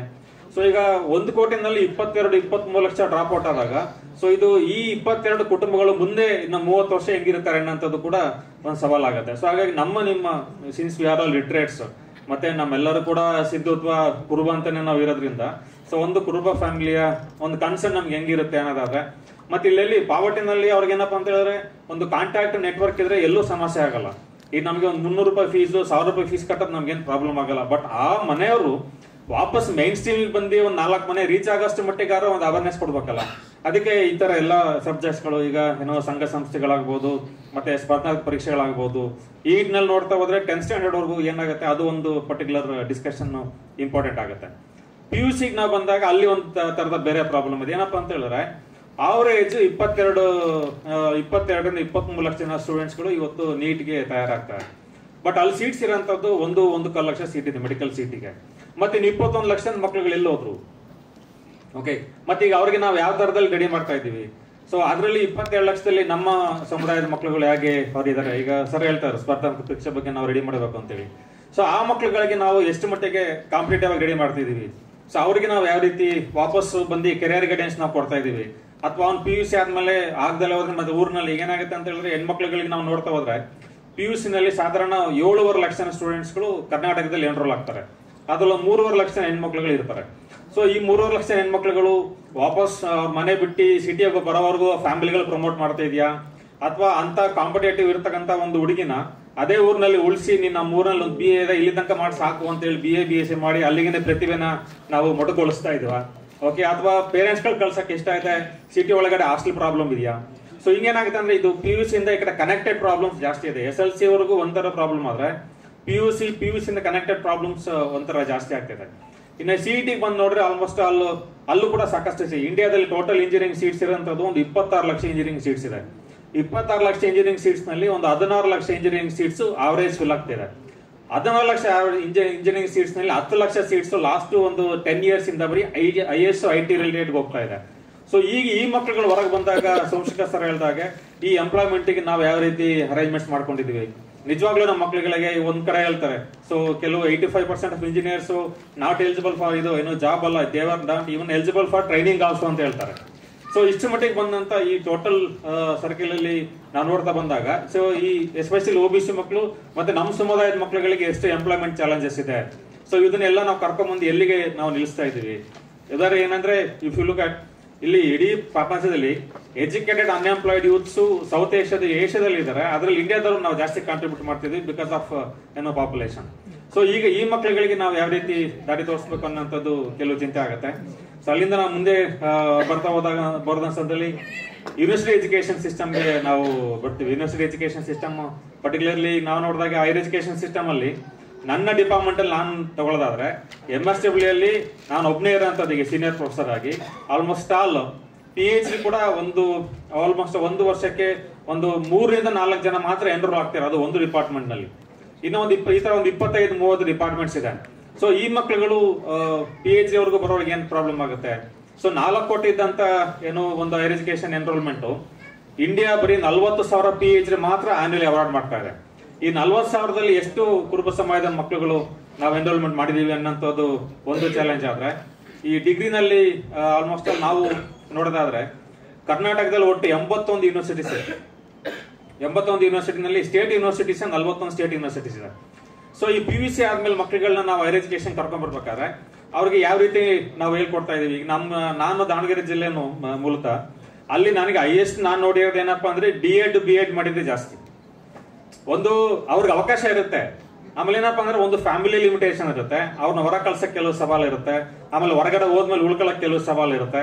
ಅಥವಾ ಅದಕ್ಕೆಲ್ಲ ಜಾಸ್ತಿ ನನ್ ಕಣ್ಣಿಗೆ ಕಾಣ್ತಿರೋದು ಏನಪ್ಪಾ ಅಂದ್ರೆ ಈಗ ಹಳ್ಳಿಗಳಿಗೆ ಈಗ LIC ವಿಸಿಟ್ಗೆಲ್ಲ ಹೋದಾಗ ಸ್ಟೂಡೆಂಟ್ಸ್ ಗಳ ಜೊತೆ ವಿಸಿಟ್ ಇಂಟರಾಕ್ಟ್ ಮಾಡಿದ್ರೆ ಅಲ್ಲಿ ಮಕ್ಕಳುಗಳಿಗೆ ಕೆರಿಯರ್ ಗೈಡೆನ್ಸ್ ದೊಡ್ಡ ಸವಾಲಾಗಿರುತ್ತೆ. ಫಾರ್ ಎಕ್ಸಾಂಪಲ್ ಈಗ ಹೊಸ ಕೋರ್ಸ್ಗಳು ಬರ್ತಾ ಇದೆ, ಕ್ರಿಮಿನಾಲಜಿ, ಸೈಕಾಲಜಿ ಮತ್ತೆ ಕಂಪ್ಯೂಟರ್ ಸೈನ್ಸ್. ಮೈಸೂರಿನಲ್ಲಿ ತುಂಬಾ ಕೋರ್ಸ್ ಕೊಡ್ತಾ ಇದೆ ಅದು. ಕ್ರಿಮಿನಾಲಜಿ, ಸೈಬರ್ ಸೆಕ್ಯೂರಿಟಿ ಮತ್ತೆ ಸೈಕಾಲಜಿ ಓಡ್ತಾ ಇದೆ. ಸೊ ಈ ಹೊಸತನನ ನಾವು ಎಷ್ಟು ಮಟ್ಟಿಗೆ ಅರ್ಥ ಮಾಡ್ಕೊಂಡಿದೀವಿ ಅನ್ನೋದು ಸವಾಲು. ಮಕ್ಕಳಿಗೆ BSc B.Ed ತುಂಬಾ ತಲೆಯಲ್ಲಿದೆ. ನಮ್ಮ ಯೂನಿವರ್ಸಿಟಿನಲ್ಲಪ್ಪ ಹೆಂಗಪ್ಪ ಮಕ್ಳು ಅಂತ ಹೇಳಿದ್ರೆ ಅವನು PG ಮಾಡಿ ಮತ್ತೆ ವಾಪಸ್ B.Ed ಮಾಡ್ತಾನೆ. At the end of the day ಅವನೇನಂತ ಹೇಳಿದ್ರೆ ಯಾವ್ದು ಗೆಟ್ ಜಾಬ್ ಅಂತ ನಾನು ಹೇಳ್ತಿಲ್ಲ, ಬಟ್ ಅವನಿಗೆ ಪ್ರತಿಭೆ ಇನ್ನೂ ಜಾಸ್ತಿ ಅವಕಾಶ ಇರುತ್ತೆ. ಬಟ್ ಅವ್ನ ಕಾಂಪಿಟೆನ್ಸಿ ನಾವೇನ್ ಮಾಡ್ತಾ ಇದೀವಿ ಅಂತ ಹೇಳಿದ್ರೆ ಸರಿಯಾದ ಗೈಡೆನ್ಸ್ ಕೊಡೋದಿಲ್ಲ ಅವ್ನಿಗೆ ಏನಾಗ್ತದೆ ಅಂತ ಹೇಳಿದ್ರೆ ಅಲ್ಲೇ ಮೊಟಕುಗೊಳಿಸ್ತಾ ಇದೀವಿ. ಸೊ ಕರ್ನಾಟಕದಲ್ಲಿ ನೋಡಿದ್ರೆ 81 ಯೂನಿವರ್ಸಿಟೀಸ್ ಇದೆ, 41 ಪಬ್ಲಿಕ್ ಸೆಕ್ಟರ್ ಯೂನಿವರ್ಸಿಟೀಸ್ ಇದೆ, 28 ಸ್ಟೇಟ್ ಪ್ರೈವೇಟ್ ಯೂನಿವರ್ಸಿಟೀಸ್ ಇದೆ. ಪಬ್ಲಿಕ್ ಪ್ರೈವೇಟ್ ಒಂದು ಇನ್ಸ್ಟಿಟ್ಯೂಷನ್ ಇದೆ, ಸೈಂಟ್ ಜೋಸೆಫ್ ಒಂದು ಪಬ್ಲಿಕ್ ಪ್ರೈವೇಟ್ ನಲ್ಲಿ ಇದೆ. ಡೀಮ್ಡ್ ಟು ಯೂನಿವರ್ಸಿಟೀಸ್ 11 ಇದೆ, ಒಂದು ಸೆಂಟ್ರಲ್ ಯೂನಿವರ್ಸಿಟಿ ಇದೆ, ಮತ್ತೆ ನ್ಯಾಷನಲ್ ಇಂಪಾರ್ಟೆನ್ಸ್ ಇರ್ತಕ್ಕಂಥ ಯೂನಿವರ್ಸಿಟಿ 9 ಇದೆ. ಸೊ ಟೋಟಲಿ 81 ಇದೆ. ಇನ್ನ 42 university private university application higher education ಅಲ್ಲಿ ಪೆಂಡಿಂಗ್ ಇದೆ. ಸೊ ಇಷ್ಟೆಲ್ಲ ಅವಕಾಶ ಇದ್ದ ಮೇಲೂ ಕೂಡ ನಮ್ಮ ಮಕ್ಕಳುಗಳು ಹೈಯರ್ ಎಜುಕೇಶನ್ ಬರೋದ್ರಲ್ಲಿ ಯಾಕೆ ಸಮಸ್ಯೆ ಇವರಿಗೆ? ನಮ್ಮ ಡಿಪಾರ್ಟ್ಮೆಂಟ್ ಎಕ್ಸಾಂಪಲ್ ಹೇಳ್ತೀನಿ. ಆಲ್ಮೋಸ್ಟ್ ಆಲ್ ನಮ್ಮಲ್ಲಿ 15% ಸೀಟ್ ಅಂತ ಹೇಳಿ 40 ಸೀಟ್ ಇದೆ. 6 ಸೀಟ್ ನಾವು 2A 2B ಈ ತರ ಮಕ್ಕಳಿಗೆ ರಿಸರ್ವ್ ಮಾಡಿರ್ತೀವಿ. ಇದ್ರಲ್ಲಿ 6ರಲ್ಲಿ ನನ್ನ ಅನುಭವದಲ್ಲಿ ಒಂದು ವರ್ಷ 3 ಜನ ಮಕ್ಕಳು ಬರ್ತಾರೆ, ಒಂದು ವರ್ಷ 4 ಜನ ಮಕ್ಕಳು ಬರ್ತಾರೆ, ಒಂದೊಂದು ವರ್ಷ ನಮ್ಮ ಕೋರ್ಸಿಗೆ ಮಕ್ಕಳೇ ಬರಲ್ಲ. ಅಂದ್ರೆ ಮಕ್ಕಳು ಬರ್ದಷ್ಟು ಮಟ್ಟಿಗೆ ಕೋರ್ಸ್ ಏನು ಇದಾಗಿಲ್ಲ. ಅಂದ್ರೆ ಕೋರ್ಸ್ ಅವೇರ್ನೆಸ್ ಬರೋಷ್ಟು ಮಕ್ಕಳುಗಳು ಏನಾಗ್ತಿದೆ ಅವ್ರು ಮುಂದೆ ಬರ್ತಿಲ್ಲ. ಅದಾದ್ಮೇಲೆ ಮೆರಿಟ್ ಲಿಸ್ಟ್ ನೋಡ್ತಾರೆ, ಮೆರಿಟ್ ಲಿಸ್ಟ್ ಇಂದ ಇಲ್ಲ ಅಂತ ಹೇಳಿ ಸೀದಾ ಹೋಗ್ತಾರೆ. ಅಲ್ಲಿ ಪೇಮೆಂಟ್ ಕೊಟ್ಟಾಗಿರುತ್ತೆ, ಪ್ರೈವೇಟ್ ಸ್ಕೂಲ್ಸ್ ಪ್ರೈವೇಟ್ ಕಾಲೇಜ್ಗಳಲ್ಲಿ ಇರುತ್ತೆ, ಮತ್ತೆ ಯೂನಿವರ್ಸಿಟಿನಲ್ಲೇ ಇನ್ನ ಕೆಲವು ಸ್ಕೀಮ್ಗಳಲ್ಲಿ ಇರುತ್ತೆ. ಮತ್ತೆ ಅದಾದ್ಮೇಲೆ PG ಅಡ್ಮಿಷನ್ ಆದ್ಮೇಲೆ ಮತ್ತೇನ್ ಪ್ರಾಬ್ಲಮ್ ಅಂತ ಹೇಳಿದ್ರೆ ಹಾಸ್ಟೆಲ್ಗಳ ಪ್ರಾಬ್ಲಮ್ ಸ್ಟಾರ್ಟ್ ಆಗುತ್ತೆ. ಸೊ ಹಾಸ್ಟೆಲ್ಗಳ ಪ್ರಾಬ್ಲಮ್ ಸ್ಟಾರ್ಟ್ ಆದಾಗ ಏನಾಗುತ್ತೆ, ಕೆಲವರಿಗೆ ಒಂದು ತಿಂಗಳು ಅವನ ಕೈನಲ್ಲಿ ಉಳಿಯಕ್ ಆಗೋದೇ ಇಲ್ಲ. ಒಂದು ತಿಂಗಳು ಹೊರಗೆ ಬಂದು ಉಳಿಯಕ ಅಷ್ಟು ಕಷ್ಟದಲ್ಲಿ ಅವರು ಮಕ್ಕಳುಗಳು ಅಲ್ಲಿಂದ ಅವನೆಲ್ಲ ಅಷ್ಟು ಮೆರಿಟ್ ತಗೊಂಡು 75% 80% ತಗೊಂಡು ಅವ್ನು ಯೂನಿವರ್ಸಿಟಿ ಬರ್ತಾನೆ. ಯೂನಿವರ್ಸಿಟಿಯಿಂದನೂ ಕೂಡ ಅವನಿಗೆ ಸೀಟ್ ಸಿಗುತ್ತೆ. ಯೂನಿವರ್ಸಿಟಿ ಸೀಟ್ ಸಿಕ್ಕ ಮೇಲೆ ಅವ್ನಿಗೆ ಹಾಸ್ಟೆಲ್ ಸೀಟ್ ಸಿಗಲ್ಲ. Last 2 years back Naganna sir ನಾವು ಮಧುಕರೆಲ್ಲ ಸೇರಿ ಒಂದು ಎಕ್ಸ್ಪೆರಿಮೆಂಟ್ ಮಾಡಿದ್ವಿ. ಏನಾಯ್ತು ಅಂದ್ರೆ ಒಂದು OBC ಹಾಸ್ಟೆಲ್ ಸ್ಟಾರ್ಟ್ ಮಾಡಕ್ಕೆ ಬೇಸಿಕ್ ಎಲ್ಲ ವರ್ಕ್ ಮಾಡಿದ್ವಿ. ಆ ವರ್ಷದಲ್ಲಿ ನೋಡಿದಾಗ 320 ಜನ ಮಕ್ಕಳುಗಳು ತುಮಕೂರು ಯೂನಿವರ್ಸಿಟಿನಲ್ಲಿ OBC ಮಕ್ಕಳುಗಳು ನಮ್ ಕಂಡ್ರು. ನಾವು ರಿಜಿಸ್ಟ್ರೇಷನ್ ಮಾಡಿದ್ವಿ 320 ಮಕ್ಕಳು. ನಮ್ಗೆ ಒಂದು ವರ್ಷದಲ್ಲಿ ಹಾಸ್ಟೆಲ್ ಬಗ್ಗೆ ಏನೆಲ್ಲ ಬೇಕು ಅವತ್ತೆಲ್ಲ ಆಯ್ತು. DC ಅವ್ರನ್ನ ಭೇಟಿ ಮಾಡಿದ್ವಿ, ಸೀಟ್ಸ್ ಗಳನ್ನ ಇನ್ಕ್ರೀಸ್ ಮಾಡಿದ್ವಿ. ಆಮೇಲೆ ನಾವೇ ಯೂನಿವರ್ಸಿಟಿಯಿಂದಾನೇ ಒಂದು ಹಾಸ್ಟೆಲ್ ಬಾಡಿಗೆ ತಗೊಂಡು ಮತ್ತೆ ನಾವು ರನ್ ಮಾಡಿದ್ವಿ. ಹಂಗ್ ಮಾಡಿದಕ್ಕೆ ಆಲ್ಮೋಸ್ಟ್ ಒಂದು 25-30 ಮಕ್ಕಳುಗಳು OBC ಮಕ್ಕಳುಗಳು ಅವತ್ತು ಡಿಸ್ಕಂಟಿನ್ಯೂ ಮಾಡೋದು ತಪ್ಪು. ಓಕೆ, ಸೊ ಏನಾಗುತ್ತೆ ಅಂತ ಹೇಳಿದ್ರೆ ಇಲ್ಲಿಂದ ಬಂದು ಅವನು ಅಡ್ಮಿಷನ್ ಇಂದ ವಾಪಸ್ ಬಂದು ಅವ್ನು ಕೋರ್ಸ್ ಕಂಟಿನ್ಯೂ ಮಾಡೋದು, ಕೋರ್ಸ್ ಕಂಟಿನ್ಯೂ ಮಾಡಿ ಅವ್ನು ವಾಪಸ್ ಬಂದು ಉಳ್ಕೊಂಡು ಇನ್ನ ಜಾಬ್ಗೆ ಹೋಗುವಂತದ್ದು. ಇನ್ನ ಜಾಬ್ಗೆ ಹೋಗುವಂತದ್ದು ಏನಪ್ಪಾ ಅಂತ ಹೇಳಿದ್ರೆ ತುಂಬಾ ದೊಡ್ಡ ಸವಾಲಿದೆ. ಲಾಸ್ಟ್ ಮಂತ್ ನಲ್ಲಿ ಒಂದು ಜಾಬ್ ಮೇಳ ಮಾಡಿದ್ವಿ ಡಿಸ್ಟ್ರಿಕ್ಟ್ ಅಡ್ಮಿನಿಸ್ಟ್ರೇಷನ್ ಜೊತೆಗೆ. ನಮಗೆ ಒಂದು 3800 ಪೊಸಿಷನ್ಸ್ ಓಪನ್ ಬಂದಿತ್ತು. ಅದಕ್ಕೆ ನಮಗೆ ಖುಷಿ ಏನಂದ್ರೆ ಎಲ್ಲ ಹಾವೇರಿ ಡಿಸ್ಟ್ರಿಕ್ಟ್ ಇಂದ ಎಲ್ಲ ಸೇರಿಸಿ ನಮ್ಗೊಂದು 5,000 ರಿಜಿಸ್ಟ್ರೇಷನ್ ಬಂದಿತ್ತು. ಪ್ರಾಬ್ಲಮ್ ಏನಪ್ಪಾ ಅಂತ ಹೇಳಿದ್ರೆ ಅವ್ರು ಕೇಳ ಜಾಬ್ ಸ್ಪೆಸಿಫಿಕೇಶನ್, ಈಗ ITI ಮಕ್ಕಳು, BE ಮಕ್ಕಳು, ಡಿಗ್ರಿ ಓದಿರೋ ಮಕ್ಕಳು, ಅವ್ರು ಕೇಳೋ ಜಾಬ್ ಸ್ಪೆಸಿಫಿಕೇಶನ್ಗೆ ಜಾಬ್ ಇದೆ. ಬಟ್ ಅವ್ರು ಕೇಳೋ ಊರಲ್ಲಿಲ್ಲ. ಎಲ್ಲಿ ತನಕ ಅಂತ ಹೇಳಿದ್ರೆ ತುಮಕೂರು ಮಕ್ಕಳುಗಳು ನೆಲಮಂಗಲ ಇರೋ ಜಾಬ್ ಆಫರ್ ಓಪನ್ ಮಾಡಲಿಲ್ಲ. HSBC ಬ್ಯಾಂಕ್ನವ್ರಿಗೆ 33 ಜನ ಬೇಕಿದ್ರು, ಬರೀ BCom ಆದವ್ರು ಬೇಕಿತ್ತು, ಜಾಸ್ತಿ ಬೇಕಿರ್ಲಿಲ್ಲ. ತುಮಕೂರಿಂದ ನೆಲಮಂಗಲ ಹೋಗಕ್ ಮಕ್ಕಳುಗಳು ಹಿಂಜರಿದ್ರು. ಅಂದ್ರೆ ಇದು ಮತ್ತೆ ವಾಪಸ್ ನಾವು ಒಂದು ಎಜುಕೇಶನ್ ಸಿಸ್ಟಮ್, ಫ್ಯಾಮಿಲಿ, ಪೇರೆಂಟಿಂಗು ಇದಕ್ಕೆಲ್ಲ ನಾವು ವಾಪಸ್ ಬರ್ಬೇಕಾಗುತ್ತೆ. ಸೊ ಹಂಗಾಗಿ ಏನಾಗುತ್ತೆ ಅಂತ ಹೇಳಿದ್ರೆ ಇಲ್ಲಿ ಮಕ್ಕಳುಗಳನ್ನ ನಾವು ಹೆಂಗ್ ರೆಡಿ ಮಾಡ್ತಾ ಇದೀವಿ, 1ನೇ ಕ್ಲಾಸಿಂದ 8ನೇ ಕ್ಲಾಸ್ ವರ್ಗು ಬಂದಾಗ ಮಕ್ಕಳುಗಳನ್ನ ನಾವು ಹೆಂಗ್ ರೆಡಿ ಮಾಡ್ತೀವಿ, PUC ನಲ್ಲಿ ಮಕ್ಕಳುಗಳನ್ನ ಹೆಂಗ್ ರೆಡಿ ಮಾಡ್ತೀವಿ, ಮತ್ತೆ ಡಿಗ್ರಿನಲ್ಲಿ ಹೆಂಗೆ. ನನ್ನ ಒಂದು ಅನುಭವದಲ್ಲಿ ಏನಪ್ಪಾ ಅಂತ ಹೇಳಿದ್ರೆ ಮಕ್ಕಳುಗಳನ್ನ ಎಷ್ಟು ಡೈನಾಮಿಕ್ ಮಾಡ್ತೀವಿ ಅನ್ನೋದು ಕೂಡ ನಮ್ಮ ಇತ್ತೀಚಿನ ಸವಾಲಾಗಿದೆ. ನಾವು ಮಕ್ಕಳುಗಳನ್ನ ಬರೀ ಎದುರಿಸಿರ್ತೀವಿ, ನೈತಿಕತೆ ಹೇಳ್ಕೊಟ್ಟಿರ್ತೀವಿ, ಎದುರಿಸಿರ್ತೀವಿ, ಪಾಪ ಪುಣ್ಯದ ಬಗ್ಗೆ ತುಂಬಾ ಜಲ್ದಿನೇ ಹೇಳ್ಕೊಟ್ಬಿಡ್ತೀವಿ ಅವ್ರಿಗೆ. ಮತ್ತೆ ಬೇರೆ ಕಡೆ ಹೊಡ್ಕೊಂಡು ಹೋಗ್ತಾ ಇದಾರೆ ಅವರು. ಅವ್ರೇನ್ ನೈತಿಕತೆ, ಎಥಿಕ್ಸ್, ವ್ಯಾಲ್ಯೂಸ್, ಮಾರಲ್ಸ್ ಏನಿಲ್ಲ. ನಾವು ನಮ್ಮ ಮಕ್ಕಳುಗಳಿಗೆ ಎದುರಿಸಿ ಈಗ ಏನೋ ಬ್ಯಾಕ್ ಸ್ಟೇಜ್ ಮಾಡ್ತಾ ಇದೀವಿ ಅವ್ರಿಗೆ. ಬಟ್ ಏನಪ್ಪಾ ಅಂತ ಹೇಳಿದ್ರೆ ಇನ್ನ ಮುಂದ್ಗಡೆ ಕೆಲವು ನಮ್ಮ ಹೆಸರು ಹೇಳಿದ್ರೆ ಸಾಕು ಜಾಬ್ ಆಗ್ತಾ ಇದೆ. ನಾವಿಲ್ಲಿ ಕೂರ್ಸಿ ನಮ್ಮ ಮಕ್ಳುಗಳನ್ನ ಕೂರ್ಸಿ ಫೋನ್ ಮಾಡಿಕೊಟ್ಟು ನೀನ್ ನಾಳೆ ಬೆಳಿಗ್ಗೆ ಇಂಟರ್ವ್ಯೂ ಹೋಗ್ಬೇಕು ಅಂದ್ರೆ ಸರ್ ನಾಡಿದ್ದು ಹೋಗ್ಲಾ ಸರ್ ಅಂತ ನಾವು ಅಂದ್ರೆ ಅವನಿಗೆ ಡೋಂಟ್ ನೋ ದ ಸೀರಿಯಸ್ನೆಸ್ ಅಥವಾ ಮೆಚುರಿಟಿ ಇಲ್ಲ. ನಾವ್ ಹೇಳಿದಾಗೆ ಸಕ್ಸಸ್ ರೇಟ್ ಒಂದು 23-24 ವರ್ಷದೊಳಗೆ ಮಕ್ಳುಗಳು ಒಂದು ಜಾಬ್ ಸೆಟ್ಲ್ ಆಗ್ಬಿಡ್ಬೇಕು. ಅಲ್ಲಿ ಡಿಲೇ ಆಯ್ತು ಅಂದ್ರೆ ಅವನು 29-30 ವರ್ಷಕ್ಕೆ ಹೋಗ್ತಾನೆ. ಅಲ್ಲಿ ಡಿಲೇ ಆಯ್ತು ಅಂದ್ರೆ ಅವ್ನು almost life it will be in a trouble. So ಅವಾಗ ಏನಾಗುತ್ತೆ ಅಂತ ಹೇಳಿದ್ರೆ ನಾವು ಹಿಂಗೆ ಬಂದಂತ ಸಂದರ್ಭದಲ್ಲಿ ಅದು PUC SLC ಬರೋವರೆಗೂ ಒಂದು ಜವಾಬ್ದಾರಿ ಇದೆ. SLC ಇಂದ ಬಂದ್ಮೇಲೆ PUC ಒಂದು ಜವಾಬ್ದಾರಿ ಇದೆ. PUC ನಲ್ಲಿ ಇನ್ ಕೇಸ್ ಅವನು ಇಂಜಿನಿಯರಿಂಗ್ ಅಥವಾ ಮೆಡಿಕಲ್ಗೆ ಹೋಗ್ದಲ್ಲೇ ಹೋದ್ರೆ ಹೊಸ ಕೋರ್ಸ್ಗಳ ಬಗ್ಗೆ ಮತ್ತೆ 100% ಪ್ಲೇಸ್ಮೆಂಟ್ ಇರೋ ಕೋರ್ಸ್ಗಳ ಬಗ್ಗೆ ಅವನಿಗೆ ಹೇಳ್ಕೊಡಂತದ್ದು, ಅಲ್ಲಿ ಅವನಿಗೆ ಹಾಸ್ಟೆಲ್ ಮತ್ತೆ ಹಾಸ್ಟೆಲ್ಗೆ ಬೇಕಾದಂತ ವ್ಯವಸ್ಥೆಗಳನ್ನ ಹೇಳ್ಕೊಡಂತದ್ದು, ಅಲ್ಲಿಂದ ಮತ್ತೆ ಅವನನ್ನ ಯೂನಿವರ್ಸಿಟಿ ಒಳಗೆ ಕರ್ಕೊಂಬರಂತದ್ದು, ಯೂನಿವರ್ಸಿಟಿ ಒಳಗೆ ಕರ್ಕೊಂಬಂದು ಅವನಿಗೆ ಯೂನಿವರ್ಸಿಟಿ ಒಳಗಡೆ ಏನ್ ಬೇಕು ಅನ್ನೋಂಥದ್ದು ಅಂತ ಹೇಳಿ ನಾನು ಹೇಳಿದಾಗ ಇಲ್ಲಿ 81 ಯೂನಿವರ್ಸಿಟೀಸ್ ಇದೆ. ಇನ್ನೊಂದು ಕಿವಿ ಮಾತು ಹೇಳ್ತೀನಿ. So majority of the institutions, ಕೆಲವು ಏನು ಇನ್ಸ್ಟಿಟ್ಯೂಷನ್ಸ್ ಬಂದಿದೆ ಅವೆಲ್ಲ ತುಂಬಾ ಕಮರ್ಷಿಯಲ್ ರೇಂಜ್ ಇದೆ. ಫಾರ್ ಎಕ್ಸಾಂಪಲ್ ಶಿವನಾಡರ್ ಅಂತ ಒಂದು ಯೂನಿವರ್ಸಿಟಿ ಇದೆ, ಅಲ್ಲಿ ಬಯೋಟೆಕ್ನಾಲಜಿಗೆ 18 ಲಕ್ಷ ಚಾರ್ಜ್ ಮಾಡ್ತಾರೆ. ಓಕೆ, ಸೊ ಅಲ್ಲೇನಿಲ್ಲ ಅಂತ ಹೇಳಿದ್ರೆ ಅವ್ರ ಎಂಪ್ಲಾಯ್ಮೆಂಟ್ ಆಸೆಗಳನ್ನ ತೋರಿಸ್ತಾರೆ. ಮತ್ತೆ ಆಂಧ್ರದಲ್ಲಿ ಮಹೀಂದ್ರಾ ಯೂನಿವರ್ಸಿಟಿ ಇದೆ, ಅವ್ನು BComಗೆ 35 ಲಕ್ಷ ಚಾರ್ಜ್ ಮಾಡ್ತಾ ಇದ್ದಾನೆ. ಓಕೆ, ಬಟ್ ಏನಪ್ಪಾ ಅಂದ್ರೆ ಅವ್ರ ಪ್ಲೇಸ್ಮೆಂಟ್. ಬಟ್ ಇಲ್ಲೇ ನಮ್ಮ ಸುತ್ತಮುತ್ತನೇ ಅವನಿಗೆ ಕಡಿಮೆ ಫೀಸ್ ನಲ್ಲಿ, ಈಗ ನಮ್ಮ ಕೋರ್ಸ್ ನಲ್ಲಿ ಗೌರ್ಮೆಂಟ್ ಫೀಸ್ ಅಂತ ಹೇಳಿದ್ರೆ ಒಂದು 8 ರಿಂದ 11 ಸಾವಿರ ಕೋರ್ಸ್ ಫೀಸ್ ಇದೆ ಅಷ್ಟೇ. 8,000 ರೂಪಾಯಿ 11,000 ರೂಪಾಯಿ ಅವ್ನಿಗೆ ಹಾಸ್ಟೆಲ್ ಸಿಕ್ಕರೆ ಆಲ್ಮೋಸ್ಟ್ ಅಲ್ಲ 1-1.5 ಲಕ್ಷದಲ್ಲಿ ಅವ್ನು ಇಡೀ ಕೋರ್ಸ್ ಮುಗ್ದೋಗ್ಬಿಡುತ್ತೆ. ನಾವೆಲ್ಲ ಕೈ ಹಿಡಿದ್ರೆ ಇಂಥ ಕಡೆ ಹೋಗಿ ಅವ್ರು ಬಲಿ ಆಗೋದು ತಪ್ಪುತ್ತೆ, ಮತ್ತೆ ತಂದೆ ತಾಯಿಗಳಿಗೆ ಸಾಲ ಮಾಡೋದು ತಪ್ಪುತ್ತೆ. ಓಕೆ, ಸೊ ಇತ್ತೀಚೆಗೆ ಎಲ್ಲಾ ಇನ್ಸ್ಟಿಟ್ಯೂಷನ್ಸ್ ಗಳು ಮೆಜಾರಿಟಿ ಜಾಬ್ ಓರಿಯಂಟೇಷನ್ ನ ತೋರಿಸಿ ಅವರು ತುಂಬಾ ಫೀಸ್ ಚಾರ್ಜ್ ಮಾಡ್ತಿದ್ದಾರೆ. ಅದು ವಾಪಸ್ ಮುಂದೆ ಫ್ಯಾಮಿಲಿಗಳ ಮೇಲೆ ಸಾಲ ಆಗಿ ಕನ್ವರ್ಟ್ ಆಗ್ತಾ ಇದೆ. ಆಮೇಲೆ ಅವನು ಇಮಿಡಿಯೇಟ್ ಸೆಟಲ್ಮೆಂಟ್ ಏನಿಲ್ಲ, 3 ವರ್ಷ ನಾವು ನಾರ್ಮಲಿ ಕಾಲ್ಟೇಸ್ ಫೂಟಿಂಗ್ ಪೀರಿಯಡ್ ಅಂತ ಹೇಳಿ. ಆ ಫೂಟಿಂಗ್ ಪೀರಿಯಡ್ ನಲ್ಲಿ ಅವನಿಗೆ ಸರಿಯಾದ ಫೂಟಿಂಗ್ ಸಿಗದಲ್ಲ ಹೋದ್ರೆ ಅವನು 18 + 18 36 ಲಕ್ಷ ಕೊಟ್ಟು ಅವನೊಬ್ಬ ಕ್ವಾಲಿಫೈಡ್ ಅನ್ಎಂಪ್ಲಾಯ್ಡ್ ಆಗಿ ಕ್ವಾಲಿಟಿ ಆಫ್ ಎಂಪ್ಲಾಯ್ಮೆಂಟ್ ಅಂತ ಹೇಳ್ತೀವಲ್ಲ, ಅದು ವಾಪಸ್ ಮತ್ತೆ ಫ್ಯಾಮಿಲಿಗಳ ಮೇಲೆ ಬಂದು ಬರ್ಡನ್ ಆಗುತ್ತೆ. ಸೊ ಇದೇನಾಗುತ್ತೆ ಅಂತ ಹೇಳಿ ಇದೆಲ್ಲರ ಜವಾಬ್ದಾರಿ ಆಗುತ್ತೆ. ಎಸ್ಪೆಷಲಿ ಮಧುಕರ್ ಅವ್ರಿಗೆ ಗೊತ್ತಿದೆ, ಒಂದ್ 2-3 ಉದಾಹರಣೆ ಅವರು ಕೊಡ್ತಾರೆ. ಬಟ್ ಇದು ಲೈವ್ ಹೋಗ್ತಾ ಇದೆ, ಅದು ನಾನಿನ್ನು ಜೋರ ಬಾಯ್ಬಿಟ್ಟು ಮಾತಾಡಕ್ ಆಗ್ತಿಲ್ಲ. ಹಾಗಾಗಿ ಒಂದ್ 2-3 ದೊಡ್ಡ ಮೇಳಗಳು ಮಾಡಿದ್ರು, ಒಂದು ಬಿಸ್ನೆಸ್ ಮೀಟ್ ಮಾಡಿದ್ರು, ಒಂದು 5,500 ಕೋಟಿ ಒಂದು ಕಮ್ಯುನಿಟಿಯವರು ಒಂದು ಬಿಸ್ನೆಸ್ ಮೀಟ್ ಮಾಡಿ ಅಲ್ಲಿ ಇನ್ವೆಸ್ಟ್ಮೆಂಟ್ ಜಾರಿ ಮಾಡ್ತಾರೆ. ಅಂದ್ರೆ ಇವಾಗ ಸಮುದಾಯಗಳು ಹೆಂಗ್ ರೆಡಿ ಆಗಿದೆ ಅಂತ ಹೇಳಿದ್ರೆ ಅವರೇ ಬಿಸ್ನೆಸ್ ಮೀಟ್ ಮಾಡ್ತಾ ಇದ್ದಾರೆ. ಅವರೇ ಬಿಸ್ನೆಸ್ ಮೀಟ್ ಮಾಡಿ ಅವರೇ 5,500-6,000 ಸರ್ಕಾರದ ಲೆವೆಲ್ ಅಲ್ಲಿ ಇವತ್ತು ಕೆಲಸ ಕಾರ್ಯಗಳನ್ನ ಒಂದು ಇನ್ವೆಸ್ಟ್ಮೆಂಟ್ ಮಾಡಕ್ಕೆ ಅವರು ರೆಡಿ ಆಗ್ತಾ ಇದ್ದಾರೆ. ನಾವಿಲ್ಲಿ ಇನ್ನು ಶಿಕ್ಷಣದ ಬಗ್ಗೆ ಕೂತ್ ಮಾತಾಡ್ತಿದ್ವಿ, 22% ರಾಬರ್ಟ್ ಬಗ್ಗೆ ಮಾತಾಡ್ತಿದ್ವಿ, ಮಕ್ಕಳಿಗೆ ಕ್ವಾಲಿಟಿ ಆಫ್ ಎಜುಕೇಶನ್ ಬಗ್ಗೆ ಮಾತಾಡ್ತಿದ್ವಿ. ಅಂದ್ರೆ 77 ವರ್ಷಗಳ ಕೆಳಗಡೆ ನಾವೆಲ್ಲ ಒಂದೇ ತರದಲ್ಲಿ ಓಡ್ತಾ ಇದ್ವಿ. ಓಕೆ, 77 years ಕೆಳಗೆ ಎಲ್ಲ ಒಂದೇ ತರದಲ್ಲಿ ಇದ್ವಿ. ಈಗ ಓಡ್ತಾ ಏನಾಗಿದೆ ಅಂತ ಹೇಳಿದ್ರೆ ಕೆಲವರು ಮುಂದೆ ಹೋಗಿದ್ದಾರೆ.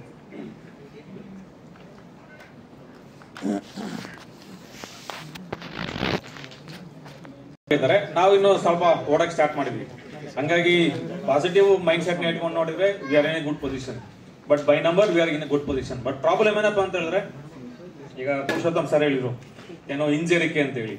ಆಲ್ಮೋಸ್ಟ್ ಆಲ್ ಕಾಂಪ್ರಮೈಸಿಂಗ್ ಪೊಸಿಷನ್ ಅಲ್ಲಿ ನಾವು ಇರ್ತೀವಿ. ಏನೋ ಯಾವ ತರದಲ್ಲಿ ಒಬ್ಬರೇ ಇದ್ದಾಗ we do the best, but ಇನ್ನೊಂದ್ ಕಡೆ ಹೋದಾಗ ನಾವು ಹೇಗಿದ್ದೇವೆ ಅಂತ ಹೇಳಿ. ಮತ್ತೆ ನಮ್ಮನ್ನೇ ನಾವು ಚೆಕ್ ಮಾಡ್ಕೊಂಡಾಗ ಹೊರಗಿನ ಸಂಘ ಸಂಸ್ಥೆಗಳಲ್ಲಿ ನಮ್ಮ ಫ್ಯಾಮಿಲಿ ಅವ್ರು ಹೆಂಗ್ ಗುರ್ಸ್ಕೊಂಡಿದ್ದಾರೆ. ಓಕೆ, ಈಗ ನೀವು ಬೇರೆ ಕಡೆ ಕಂಪೇರ್ ಮಾಡಿದವರು ಎಲ್ಲಾ ಸಂಸ್ಥೆಗಳಲ್ಲಿ ಇರ್ತಾರೆ. ಅವರು ಒಂದು ಬಿಸ್ನೆಸ್ ಮೀಟ್ ಅಲ್ಲಿ ಇರ್ತಾರೆ, ಒಂದು ಕಲ್ಚರಲ್ ಪ್ರೋಗ್ರಾಮ್ ಇರ್ತಾರೆ, ಒಂದು ಲಿಟರರಿ ಪ್ರೋಗ್ರಾಮ್ ಅಲ್ಲಿ ಇರ್ತಾರೆ. ನಾವಿಲ್ಲಿ ಇವತ್ತು ಏನಾಗಿದೆ ಅಂತ ಹೇಳಿದ್ರೆ ಒಂದು ನಾವು ಹೋಗ್ತಾ ಇಲ್ಲ, ನಮ್ಮ ಮನೆಯವ್ರನ್ನು ಬಿಡ್ತಾ ಇಲ್ಲ.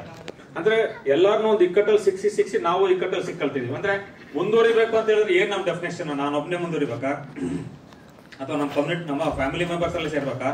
ಹುಡುಗರುಗಳು ಕೂಡ ಅಷ್ಟೇ, ಅವ್ರಿಗೆ ನಿಜವಾದ ರಿಯಾಲಿಟಿಗಳನ್ನ ನಾವು ಹೇಳ್ಕೊಡ್ತಾ ಇಲ್ಲ. ಮೊನ್ನೆ ಒಂದು ಸ್ಟಡಿ ಮಾಡಿದೆ, ಏನು ನನ್ನ PhD ಸ್ಟೂಡೆಂಟ್ ಅಲ್ಲಿ ಸ್ಟಡಿ ಆನ್ ಏನು ನ್ಯೂಲಿ ಮ್ಯಾರಿಡ್ ಡಿವೋರ್ಸ್ ಬಗ್ಗೆ ಒಂದು ಸ್ಟಡಿ ಮಾಡಿದ್ವಿ. Divorce among newly married couples ಅಂತ ಹೇಳಿ ಅದರಲ್ಲಿ ಒಂದು ಇದನ್ನು ಹಾಕಿದ್ವಿ, ಕ್ಯಾಸ್ಟ್ ಹಾಕಿದ್ವಿ. Sorry to mention that 67% divorce ಆಗಿರೋದ್ರಲ್ಲಿ OBC ಫ್ಯಾಮಿಲಿಗಳಿದ್ದಾರೆ. ಓಕೆ, ಸೊ ನಾವು ಲಿಟ್ರಸಿ ಎಜುಕೇಶನ್ ಕೊಟ್ಟು ಅವರು ಡಿವೋರ್ಸ್ ಅಲ್ಲಿ ಎಂಡ್ ಆದ್ರೆ ಮತ್ತೆ ಯಾವ ತರ ಲೈಫ್ ಎಜುಕೇಶನ್ ನಮ್ಮ ಫ್ಯಾಮಿಲಿಗಳಿಗೆ ಹೋಗ್ತಾ ಇದೆ? ಲಿಟ್ರಸಿ ಕೊಟ್ಟು ಮುಂದೆ ಕಳ್ಸೋದು ಒಂದೇನಾ, ಅಥವಾ ಲಿಟ್ರಸಿಯಿಂದ ಅವ್ರ ಫ್ಯಾಮಿಲಿ ಮಾಡ್ಕೊಂಡು ಇನ್ನೂ ಒಂದು 50 ವರ್ಷ ಸುಖವಾಗಿರ್ಬೇಕು ಅನ್ನೋದು ಒಂದು ಸವಾಲ್ ಅಂತ ಹೇಳಿದ್ರೆ ಮನೆ ಒಳಗಡೆ ಇವತ್ತು ಬಹಳ ಪ್ರಾಬ್ಲಮ್ ಇದೆ. ಸೊ ಆ ಪ್ರಾಬ್ಲಮ್ಗಳನ್ನ ನಾವು ಹೆಂಗ್ ಸವಾಲ್ ಮಾಡ್ತೀವಿ ಅಂತ ಹೇಳಿದ್ರೆ ಹೊರಗಡೆ ಹೋಗ್ಬೇಕು, ಜನಗಳ ಬಳಕೆ ಆಗ್ಬೇಕು, ಫಸ್ಟ್ ಧೈರ್ಯ ತುಂಬಬೇಕು ಮನೆ ಒಳಗಡೆ, ಮಕ್ಳುಗಳಿಗೆ ಧೈರ್ಯ ತುಂಬಬೇಕು, ನಾವುಗಳ ಧೈರ್ಯ ತಗೋಬೇಕು. ಈ ಪುರುಷ ಸಂಸ್ಥೆ ಹೇಳಿದ್ರು ಒಂದು ಅಟ್ರಾಸಿಟಿ ಅಟೆಂಪ್ಟ್ ಆಯ್ತು ಅಂತ ಹೇಳಿ, ಬೇರೆಯವ್ರ ಅಟ್ರಾಸಿಟಿ ಅಟೆಂಪ್ಟ್ ಆಗಿದ್ರೆ ಕೂಗೋಗ್ಬಿಡ್ತಿರೋ ಗೊತ್ತಿರ್ಲಿಲ್ಲ. ಬಟ್ ಇವತ್ತು ಅವ್ರು ಹೊರಗಡೆ ಬಂದು ನಾವು 4 ಜನ ಕೇಳ್ಕೊಡ್ಬೇಕು, ಇವತ್ತು ಅಟ್ರಾಸಿಟಿ ಅಂತ ಏನಾಗಲ್ಲ, ನಮ್ಮಲ್ಲಿ ತಪ್ಪು ನಾವು ಕರೆಕ್ಟ್ ಆಗಿದ್ರೆ ನಮ್ಮ ಮೇಲೆ ತೊಂದರೆ ಆಗಲ್ಲ ಅನ್ನೋಂಥದ್ದು. ಹಂಗಾಗಿ ಏನಾಗಿದೆ, ಓವರ್ ಆಲ್ ಇದನ್ನ ನಾವು ಚೆಕ್ ಮಾಡ್ತಾ ಹೋದ್ರೆ ನಾವು ತುಂಬಾ ಒಳ್ಳೆಯವರು. ಓಕೆ, ಸೊ ತುಂಬಾ ಭಯಸ್ಥರು ನನ್ನ ಒಂದು ಅನುಭವದಲ್ಲಿ. ಆ ಭಯ ನಮ್ಮನ್ನ ತುಂಬಾ ಹಿಂದ್ಗಡೆಗೆ ತಳ್ತಾ ಇದೆ. ಸೊ ಇವತ್ತು ಎಲ್ಲಾ ಸಮುದಾಯಗಳು ಏನೋ ನೈತಿಕತೆ ಮೀರಿ ಏನೋ ಕಾಂಪ್ರಮೈಸಿಂಗ್ ಪೊಸಿಷನ್ ಬರ್ತಾ ಇದ್ದಾರೆ. ನಾವಿಲ್ಲಿ ಎಥಿಕ್ಸ್ ವ್ಯಾಲ್ಯೂಸ್ ಅಂತ ಹೇಳಿ ಆಗಿದೆ. ಈಗ ನೆನ್ನೆ ಸಿದ್ದರಾಮಯ್ಯ ಸರ್ ಹೇಳ್ತಾ ಇದ್ರು, ಸೊ ಇದೇ ಜಾತಿ ಗಣತಿ ವರದಿ ಬಗ್ಗೆ ಯಾರು ಮಾತಾಡ್ತೀರಿ ಅಂತ ಹೇಳಿ. ಲೆಟ್ ಮಿ ಟೆಲ್ ಯು, ಅಂತರಂಗ ಬಹಿರಂಗ ಅಂತ ಹೇಳಿ ಬುಕ್ ರಿಲೀಸ್ ಆಯ್ತು ಸಾಹೇಬ್ರದ್ದು. ಒಂದು ಅವ್ರ ಫಸ್ಟ್ ಟರ್ಮ್ ಮುಗಿದ್ಮೇಲೆ ಬೆಂಗಳೂರಿನಲ್ಲಿ ರಿಲೀಸ್ ಆಯ್ತು. ಅವತ್ತು ನನಗೆ ಒಂದೇ ಅನ್ಸಿದ್ದು ಏನಪ್ಪಾ ಅಂತ ಹೇಳಿದ್ರೆ, ಹೊಡಿತಾ ಇದಾರೆ ಸಾಹೇಬ್ರು ಬಂದಾಗ್ಲಿಂದ ಹಿಡಿದು ಲಾಸ್ಟ್ ಅವ್ರಿಗೆ ಚಪ್ಪಾಳೆ ಬಡಿತಿದ್ದಾರೆ. ನಮ್ಮಲ್ಲಿ ಚಪ್ಪಾಳೆ ಹೊಡೆಯ ಕೈ ಇದೆ, ನಿಜವಾಗ್ಲೂ ಬರೆಯಕ್ಕೆ ಯಾವುದೇ ಕೈ ಇಲ್ಲ. ಓಕೆ, ಸೊ ಈಗ ಸದ್ಯದ ಪರಿಸ್ಥಿತಿಯಲ್ಲಿ ಸದ್ಯದ ಕಾಂಪಿಟೇಷನ್ ನಮಗೆ ಬೇಕಿರೋಂಥದ್ದು ಬರಿಬೇಕಾಗಿರೋ ಕೈಗಳು ಏನಿಲ್ಲ. ನಾವು ತುಂಬಾ ಏನು 3 ಪೇಜ್ 4 ಪೇಜ್ ಲಿಟ್ರೇಚರ್ ಬರಿಬೇಕಂತ ಏನಿಲ್ಲ. ಈಗ ನಮ್ಮ ಸೋಷಿಯಲ್ ಮೀಡಿಯಾನೇ ಯೂಸ್ ಮಾಡ್ಕೊಂಡು 2 ಲೈನ್ ಬರೋದು ಸಾಕು. ಈಗ ನೆನ್ನೆ ನಾವು ಚರ್ಚೆ ಮಾಡಿದ್ವಲ್ಲ, ಸೊ ವೈಜ್ಞಾನಿಕ ಏನೋ ಯಾವ ರೀತಿ ಅದು ಅವೈಜ್ಞಾನಿಕ ಆಯ್ತು ಅಂತ ಹೇಳಿದಾಗ ಪಾಪ ನಮ್ಮ ಟೀಚರ್ ಒಬ್ರು ಹೇಳಿದ್ರು, ನಾವು ಒಂದು ಹೌಸ್ ಹೋಲ್ಡ್ ಸರ್ವೆ ನನ್ನ ಪ್ರಕಾರ sir I think 1,36,00,000 household survey ಆಗಿರೋದಲ್ಲ ಸರ್. 1,36,00,000 household survey. ಇದು ಹೆಂಗೆ ಅನ್ಸೈಂಟಿಫಿಕ್ ಆಗುತ್ತೆ? ಓಕೆ, ಯಾರು ಡಾಟಾ ಕಲೆಕ್ಟ್ ಮಾಡಕ್ ಹೋಗಿದ್ರು, ಯಾರು ಅದ್ರಲ್ಲಿ ಇನ್ವಾಲ್ವ್ ಆಗಿದ್ರು, ಎರಡೆರಡು ಲೈನ್ ಬರೆದ್ರೆ ಇದು ಒಂದು ಪ್ರಶ್ನೆ, 1,36,00,000 ಹೌಸ್ಹೋಲ್ಡ್ ಸರ್ವೆ ಸುಳ್ಳ ಅಂತ ವಾಟ್ಸಪ್ ಅಲ್ಲಿ ಒಂದು ಹಿಂಗೆ ಹಾಕಿದ್ರೆ ಸಾಕು, ಮತ್ತೆ ಹೊಸ ಚರ್ಚೆಗೆ ದಾರಿ ಆಗುತ್ತೆ. ಹಂಗಾಗಿ ಏನಾಗಿದೆ ಅಂದ್ರೆ ಚಪ್ಪಾಳೆ ಹೊಡೆಯಕ್ಕೆ ನಮ್ಮ ಹತ್ರ ತುಂಬಾ ಕೈಗಳಿದ್ದಾವೆ, ಬರೆಯಕ್ಕೆ ಕೆಲವು ಟೈಮ್ ಕೈಗಳಿದ್ರು ಬರೆಯೋ ಧೈರ್ಯ ನಾವು ಮಾಡ್ತಾ ಇಲ್ಲ. ಸೊ ಹಂಗಾಗಿ ಏನಾಗಿದೆ ಅಂದ್ರೆ ಇದೇ ತರ ನಾವು ಇನ್ನು ಮುಂದೆ ಹೋಗ್ತಾ ಹೋದ್ರೆ ನಮ್ಮಲ್ಲಿ ಇನ್ನೂ ಏನೋ ತುಂಬಾ ತರದ ದಬ್ಬಾಳಿಕೆಗಳಾಗ್ಬೋದು. ಪುರುಷೋತ್ತಮ್ ಮತ್ತೆ ನಾಗಣ್ಣ ಸರ್ ಇವರೆಲ್ಲ ಹೇಳ್ದಾಗ ಏನಾಗುತ್ತೆ ಅಂದ್ರೆ ಇನ್ನು 25 ವರ್ಷ ಬಿಟ್ರೆ ನಾವ್ ಏನಾಗ್ತೀವಿ ಅನ್ನೋ ನಾವೊಂದು ಅಂದಾಜಲ್ಲಿ ತೇಳ್ತಾ ಇದ್ವಿ, 60 ಲಕ್ಷ 65 ಲಕ್ಷ ಬರ್ಬೋದು ಅಂತ ಹೇಳಿ. ರಿಸಲ್ಟ್ ಬಂದಾಗ 42-43 ಲಕ್ಷಕ್ಕೆ ನಾವು ಏನೋ ಕಾಂಪ್ರಮೈಸ್ ಅಥವಾ ಏನೋ ಸತ್ಯ ಒಪ್ಕೋಬೇಕಾಗಿದೆ. ಸೊ ಹಂಗಾಗಿ ಏನಾಗುತ್ತೆ ಅಂತ ಹೇಳಿದ್ರೆ ಈ ಏನೋ ಸನ್ನಿವೇಶದಲ್ಲಿ ಸಾಮಾಜಿಕವಾಗಿ ನಾವ್ ಯಾವ ರೀತಿ ಕೆಲಸಗಳನ್ನ ಮಾಡಬೇಕು, ಓಕೆ, ಶೈಕ್ಷಣಿಕವಾಗಿ ನಾವ್ ಯಾವ ರೀತಿ ಕೆಲಸಗಳನ್ನ ಮಾಡಬೇಕು, ಸೊ ಉದ್ಯೋಗಿಕವಾಗಿ ಇನ್ನು ಪ್ರೊಫೆಷನಲಿ ಮತ್ತೆ ಕೆರಿಯರ್ ಮಕ್ಳುಗಳಿಗೆ ಯಾವ ರೀತಿ ಕೆಲಸಗಳು ಮಾಡಬೇಕು, ಎಲ್ಲರೂ ಸೇರ್ ಮಾಡಿದ್ರೆ ಆಯ್ತು. ಒಂದು ವಿಂಗು ಅವ್ರು ಏನು ಪೊಲಿಟಿಕಲಿ ಕೆಲಸ ಮಾಡ್ತಾರೆ ಅವ್ರು ಮಾಡ್ತಾ ಇರ್ಲಿ, ಒಂದು ವಿಂಗು ಈಗ ಕುರುಬರ ಸಾಹಿತ್ಯ ಪರಿಷತ್ತು ಸಾಹಿತ್ಯದ ಬಗ್ಗೆ ಏನ್ ಕೆಲಸ ಮಾಡ್ತಾರೆ ಅದ್ ಮಾಡ್ತಾ ಇರ್ಲಿ, ಯುವಕರಿಗೆ ಸಂಬಂಧಪಟ್ಟಾಗ ಏನ್ ಸಂಘಟನೆಗಳಿದೆ ಅವ್ರ ಕೆಲಸ ಏನ್ ಮಾಡ್ತಾ ಇರ್ಲಿ, ಸರ್ ಹೇಳಿದಾಗ ಸಹಕಾರ ಕ್ಷೇತ್ರದಲ್ಲಿ ಏನ್ ಸಂಘಗಳು ಮಾಡ್ತಾ ಇದೆ ಆ ಕ್ಷೇತ್ರ ಕೆಲಸಗಳು ಮಾಡ್ತಾ ಇರ್ಲಿ. ಸೊ ಇದೆಲ್ಲ ಒಟ್ಟಿಗೆ ಸೇರಿದಾಗ ಮೇ ಬಿ ಇನ್ನೊಂದು 20-25 ವರ್ಷಕ್ಕೆ ಏನು ಡೆವಲಪ್ಡ್ ಕಮ್ಯುನಿಟಿ ಅನ್ನೋ ಒಂದು ಪದಕ್ಕೆ ನಮ್ದು ಏನಿದೆಯಲ್ಲ ಅದಕ್ಕೆ ನಿಜವಾದ ಅರ್ಥಗಳನ್ನ ನಾವಾದ್ರೂ ಭಾವಿಸ್ತೇವೆ ಅಂತ ತಿಳ್ಕೊಳ್ತೇವೆ. ಹಂಗಾಗಿ ಇನ್ನೂ ತುಂಬಾ ಇದೆ, but we are waiting for conference sir. So ಅವರ ಆಯ್ತಾಯ್ತು. ಸೊ ಹಂಗಾಗಿ ಏನಾಗಿತ್ತು ಹೇಳಿದ್ರೆ ಈ ತರ ಇದೆ. ಎಸ್ಪೆಷಲಿ ನಮ್ಮ ಯೂನಿವರ್ಸಿಟಿ ಎಕ್ಸಾಂಪಲ್ ಕೊಡೋದಾದ್ರೆ 1 ವರ್ಷಕ್ಕೆ ನಾವು 11,350 ಡಿಗ್ರಿ ಕೊಟ್ಟಿದ್ದೀವಿ ಲಾಸ್ಟ್ ಕಾನ್ವೊಕೇಶನ್ ಅಲ್ಲಿ. ಇದು ಇನ್ನ 41 ಯೂನಿವರ್ಸಿಟಿಗಳದ್ದು ಆಲ್ಮೋಸ್ಟ್ ಆಲ್ ಸೇಮ್ ಪೊಸಿಷನ್ ಇರುತ್ತೆ. 11,350 ಡಿಗ್ರಿಗಳನ್ನ PG-ಗೆ ಕನ್ವರ್ಟ್ ಆಗೋದು ಒಂದು 2-2.5 ಸಾವಿರ ಜನ ಮಕ್ಕಳು. ಇನ್ನು 9,000 ಜನ ಮಕ್ಕಳು ಎಲ್ಲೋದ್ರು? ಈ 9,000 ಜನ ಮಕ್ಕಳಲ್ಲಿ ನಮ್ಮ ಮಕ್ಕಳು ಎಷ್ಟು ಜನ ಇದ್ರು? ಓಕೆ, ಸೊ ಅವನು ಆಲ್ಮೋಸ್ಟ್ ಆಲ್ ಏನೋ 10 + 5 + 2 17 + 5 22 ವರ್ಷ ಓದಿ 23ನೇ ವರ್ಷಕ್ಕೆ ಅವ್ನು ಕಣ್ಮರೆ ಆದ, ಎಲ್ಲೂ ಕಾಣ್ತಾ ಇಲ್ಲ ಅಂತ ಹೇಳಿದ್ರೆ, ಸೊ ಯಾವ ರೀತಿ ಲೈಫ್ಗೆ ನಾವು ರೆಡಿ ಮಾಡಿದೀವಿ, ಯಾವ ರೀತಿ ಎಜುಕೇಶನ್ ನಾವು ಕೊಟ್ಟಿದೀವಿ ಗೊತ್ತ. ಏನೋ ಫ್ಯಾಮಿಲಿ ಆಗ್ಬೋದು, ಒಂದು ಸಿಸ್ಟಮ್ ಆಗ್ಬೋದು, ಇಬ್ರು ನಾವು ರೆಸ್ಪಾನ್ಸಿಬಲ್ ಆಗ್ಬೇಕಾಗತ್ತೆ. 23ನೇ ವರ್ಷಕ್ಕೆ ಅವನೊಬ್ಬ ಕ್ವಾಲಿಫೈಡ್ ಅನ್ಎಂಪ್ಲಾಯ್ಡ್ ಆಗಿ ವಾಪಸ್ ಫ್ಯಾಮಿಲಿಗೆ ಬಂದು ಬರ್ಡನ್ ಆಗ್ತಾನೆ ಅಂತ ಹೇಳಿದ್ರೆ ಮತ್ತೆ ನಾವು ಹೆಂಗೆ how can you break the chain of poverty, ಬಡತನ ಚೈನ್ ನಾವ್ ಹೆಂಗ್ ಹೊಡೆದಾಕೋದು? ಅದಕ್ಕೆ ನಾನು ಹೇಳೋದು SLC PUC ಟೈಮಲ್ಲಿ ನಾವೆಲ್ಲ ಸೇರಿ ಕೆಲವು ಬುದ್ಧಿವಂತಿಕೆ ಅಂತ ಮಕ್ಕಳುಗಳಿಗೆ ಒಳ್ಳೆ ನಿರ್ಧಾರ ಮಾಡೋಂತ ಕೆಲವು ಅವಕಾಶಗಳನ್ನ ಹೇಳ್ಕೊಟ್ರೆ. ಓಕೆ, ಸೊ ಇಲ್ಲಿ ಕೆಲವರು ಬಂದೆ ರಾಯಚೂರಿನಲ್ಲಿ ಡಿಗ್ರಿ ಕಾಲೇಜ್ ಮಾಡ್ತಾ ಇದ್ದೀನಿ, ಬೆಳಗಾಮಲ್ಲಿ ಡಿಗ್ರಿ ಕಾಲೇಜ್ ಮಾಡ್ತಾ ಇದೀವಿ. ಸೊ ಎಲ್ಲರೂ ಸೇರಿ ಒಂದು ಒಳ್ಳೊಳ್ಳೆ ಕೋರ್ಸ್ಗಳನ್ನ, ಒಂದು 100% ಜಾಬ್ ಇರೋಂಥ ಕೋರ್ಸ್ಗಳನ್ನ, ಮತ್ತೆ ಅವನಿಗೆ ಫಸ್ಟ್ ಅವ್ನ ಮನೆ ಮತ್ತೆ ಊರನ್ನ ಬಿಡಕ್ಕೆ ಅವ್ನ ಮಾನಸಿಕವಾಗಿ ಅವನನ್ನ ನಾವು ಹೆಂಗ್ ರೆಡಿ ಮಾಡ್ತೀವಿ, ಅವ್ನು ಹೊರಗೆ ಬಂದ್ಮೇಲೆ ನಾವು ಯಾವ ರೀತಿ ಅವನಿಗೆ ಕಾಪಾಡ್ತೀವಿ ಅಂತ. ಸೊ ಇದೊಂದು ಪ್ರಶ್ನೆ ನಾವು ಮನಸ್ಸಲ್ಲಿ ಇಟ್ಕೊಂಡ್ರೆ 11,000 ಜನ ಮಕ್ಕಳುಗಳಲ್ಲಿ 9,000 ಜನ when they result in unemployment ಅವ್ರು ಹೆಂಗಿದ್ದಾರೆ ಅನ್ನೋದು ಒಂದು ಪ್ರಶ್ನೆ. ಸೊ ಇದರಲ್ಲಿ ಹೆಣ್ಮಕ್ಳು ಎಷ್ಟಿದ್ದಾರೆ ಅಂತ ಹೇಳಿ ನಮ್ಮ ಯೂನಿವರ್ಸಿಟಿನಲ್ಲಿ ಆಲ್ಮೋಸ್ಟ್ ಆಲ್ 63% ಏನೋ ಫೀಮೇಲ್ ಸ್ಟೂಡೆಂಟ್ಸ್ ಎನ್ರೋಲ್ ಆಗ್ತಾರೆ. 10,000ದಲ್ಲಿ 6,300 ಜನ ಹೆಣ್ಮಕ್ಳುಗಳು ಇರ್ತಾರೆ ಅಂತ ಇಟ್ಕೊಳ್ಳಿ. ಸೊ ಈ 6,000 ಜನ ಹೆಣ್ಮಕ್ಳುಗಳಿಗೆ ಏನೋ ಡಿಗ್ರಿ ಮುಗಿಸಿದ ತಕ್ಷಣ ಅವರು ರಿಸಲ್ಟ್ ದೇಮ್ ಇನ್ ಮ್ಯಾರೇಜ್.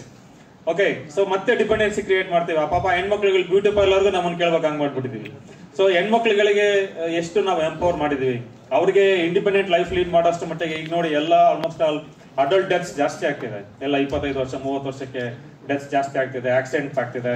ಕೊನೆಗೆ ಅವಳಿಗೆ ಇನ್ನೊಂದು 25-30 ವರ್ಷ ಲೈಫ್ ನೋಡ್ಬೇಕು. ಕೊನೆಗೆ ಅವಳ ಕೈನಲ್ಲಿ ಡಿಗ್ರಿ ಇರುತ್ತೆ ಅಥವಾ ಡಿಗ್ರಿ ಇಲ್ಲ, ಅವಳು ವಾಪಸ್ ಹೋಗಿ ಏನೋ ಕೂಲಿ ಮಾಡೋಂಥ ಪರಿಸ್ಥಿತಿ ಬರುತ್ತೆ. ಇಲ್ಲ ಯಾವುದೋ ಒಂದು ಏನೋ ಕ್ಲರ್ಕ್ ಜಾಬ್ ಸೇರ್ಕೊಳ್ಳೋಂಥ ಅವಕಾಶ ಇರುತ್ತೆ. ಅದೇ ಒಂದು ಮಾಸ್ಟರ್ ಡಿಗ್ರಿ ಮಾಡಿದ್ರೆ ಡೆಫಿನೆಟ್ ಆಗಿ ಅವಳಿಗೆ ಅವಕಾಶ ಇರುತ್ತೆ. ಸೊ ಮಾಸ್ಟರ್ ಡಿಗ್ರಿಗೆ ಎಲ್ಲಾ ಯೂನಿವರ್ಸಿಟಿಗಳಲ್ಲೂ ಏನೋ PG ಸೀಟ್ಸ್ ಖಾಲಿ ಇದ್ದೇ ಇದೆ. ಬಟ್ ಏನಪ್ಪಾ ಅಂದ್ರೆ ಮಕ್ಳುಗಳು ಅಲ್ಲೇ ಕೂತ್ ತೀರ್ಮಾನ ಯಪ್ಪ ಅಲ್ಲಿ ಲಾಸ್ಟ್ ಟೈಮ್ 77 ನಿಂತಿತ್ತಂತೆ, ನಂಗೆ ಸೀಟೇ ಸಿಗಲ್ಲ ಅಂತ ಹೇಳಿ. ನಮ್ಮ ಮಕ್ಳುಗಳಿಗೆ ಆ ಭ್ರಮೆಯಿಂದ ಫಸ್ಟ್ ಹೊರಗೆ ಕರ್ಕೊಂಡ್ಬರ್ಬೇಕು. ನೀನ್ ಫಸ್ಟ್ ಅರ್ಜಿ ಹಾಕಿ ಹೋಗ್ಬಾ ಅಂತ ಹೇಳಿ, ಫಸ್ಟ್ ದುಡ್ಡು ತಗೋ, ಇಲ್ಲಿ 300 ರೂಪಾಯಿ ತಗೋ, ಹೋಗು ನೀನು ಅರ್ಜಿ ಹಾಕ್ಬಿಟ್ಟು ಬಾ ನೀನು ಅಂತ ಹೇಳಿ. ಲಾಸ್ಟ್ 8 ದಿನ ಹೋಗಿ ನೀನ್ ಸೀಟ್ ನೋಡ್ಕೊಂಬ ಅಂತ ಹೇಳಿ. ಕೌನ್ಸಿಲಿಂಗ್ ದಿನ ಹೋಗಿ ನಾವೇ ಕರ್ಕೊಂಡು ಹೋಗಿ ಅವನಿಗೆ ಕೌನ್ಸಿಲಿಂಗ್ ಕೂರ್ಸಂತದ್ದು, ಸೀಟ್ ಮುಗಿದ್ಮೇಲೆ ಏನ್ ಅವಕಾಶ ಇದೆ ಅಂತ ಹುಡುಕಂತದ್ದು.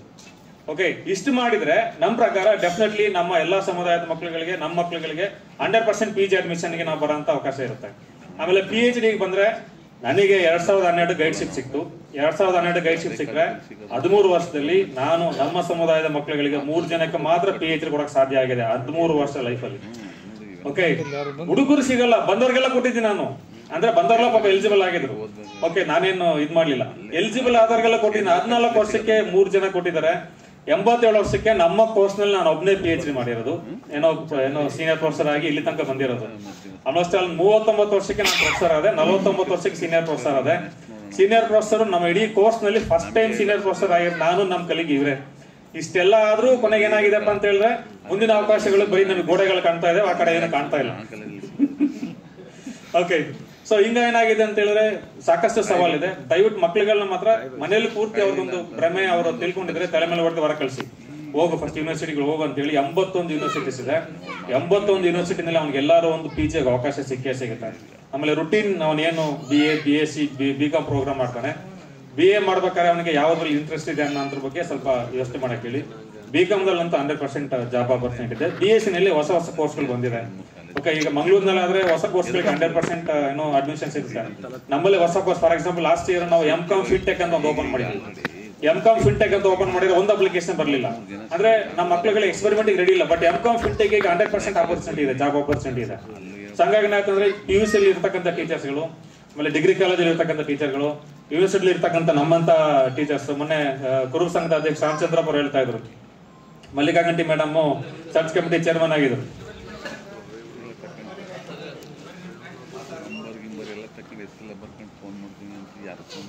ರಾಮಚಂದ್ರಪ್ಪ ಸರ್ ಮಲ್ಲಿಕಾ ಗಂಟಿ ಮೇಡಮ್ಗೆ ಫೋನ್ ಮಾಡಿದ್ರು.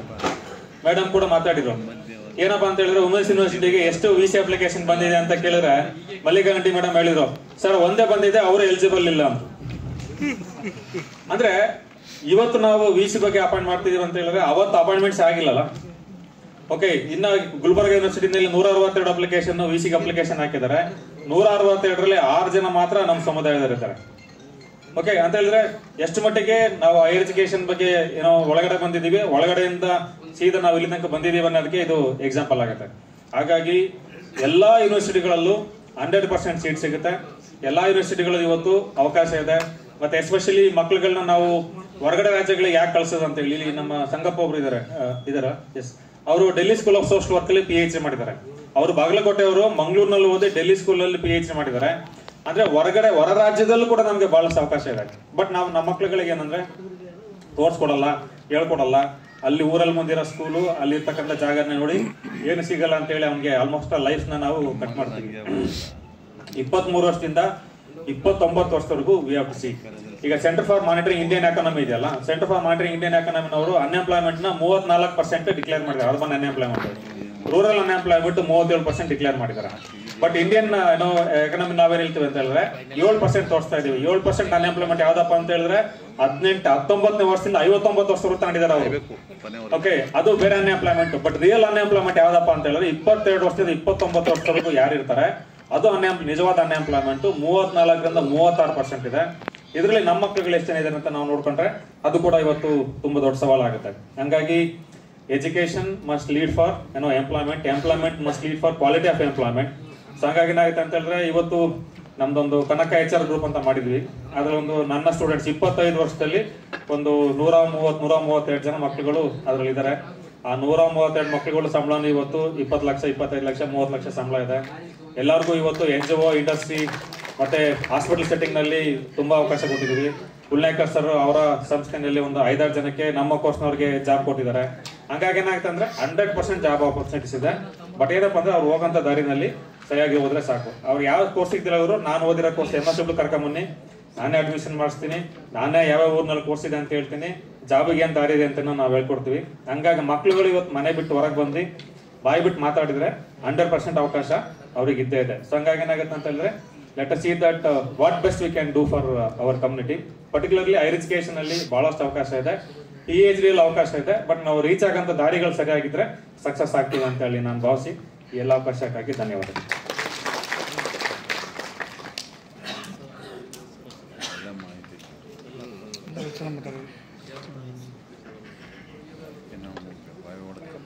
ಪರಶುರಾಮ್ ಸರ್ ಉತ್ತಮವಾಗಿ ಮಾಹಿತಿಯನ್ನು ಒದಗಿಸಿದ್ದಾರೆ ನಮಗೆ ಸಮುದಾಯ ಮತ್ತು ಶಿಕ್ಷಣ ಕುರಿತಾಗಿ.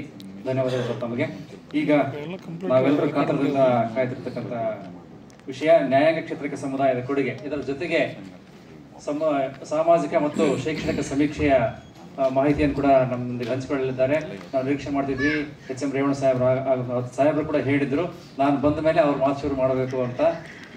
ಸರ್ ಹೇಳಿದ್ರು, ನೀವು ಜಾಣದನ್ನು ಮಾತು ಹೇಳ್ತೀರಿ ಸರ್ ಅಂತ. ತಮ್ಮ ಆದೇಶ ಅದಾಗಿತ್ತು ಅನ್ನೋದನ್ನ ಅವರಿಗೆ ಸೊ ದಯವಿಟ್ಟು ವೇದಿಕೆ ಮೇಲೆ ಬರಬೇಕು ರೇವಣ್ಣ ಸಾಹೇಬರು ಮತ್ತು ವಿನಾಯಕ ಸಾಹೇಬರು ಪ್ಲೀಸ್ ಸರ್. ಚೆನ್ನಾಗಿ ಕೇಳಿಸುತ್ತಾ ಸರ್? Yes sir. ಈಗ ಕಾಂತರಾಜ್ ಸರ್ ಅವರು ನಮ್ಮನ್ನ ಉದ್ದೇಶಿಸಿ ಮಾತಾಡ್ತಿದ್ದಾರೆ. ಇವರನ್ನ ನಾನು ಪರಿಚಯ ಮಾಡ್ಕೊಡಕ್ಕೆ ಹೋಗೋದಿಲ್ಲ, ಯಾಕಂದ್ರೆ ತುಂಬಾ ಪ್ರಸಿದ್ಧ ವ್ಯಕ್ತಿತ್ವ, ಸರ್ಕಾರದ ಅಡ್ವೊಕೇಟ್ ಜನರಲ್ ಆಗಿ ಕಾರ್ಯನಿರ್ವಹಿಸಿದ್ದಾರೆ, ಹಿರಿಯ ವಕೀಲರು ಕೂಡ. ಸಾಮಾಜಿಕ ಮತ್ತು ಶೈಕ್ಷಣಿಕ ವರದಿ ಇಂದು ನಾಡಿನಲ್ಲಿ ಚರ್ಚೆ ಆಗ್ತದೆ ಅಂದ್ರೆ ಅವರ ವರದಿಯ ಮೇಲೆ. ಈಗ ಅವರ ಅನುಭವವನ್ನು ನಾವು ತಿಳ್ಕೊಳ್ಳೋಣ ಪ್ಲೀಸ್ ಸರ್.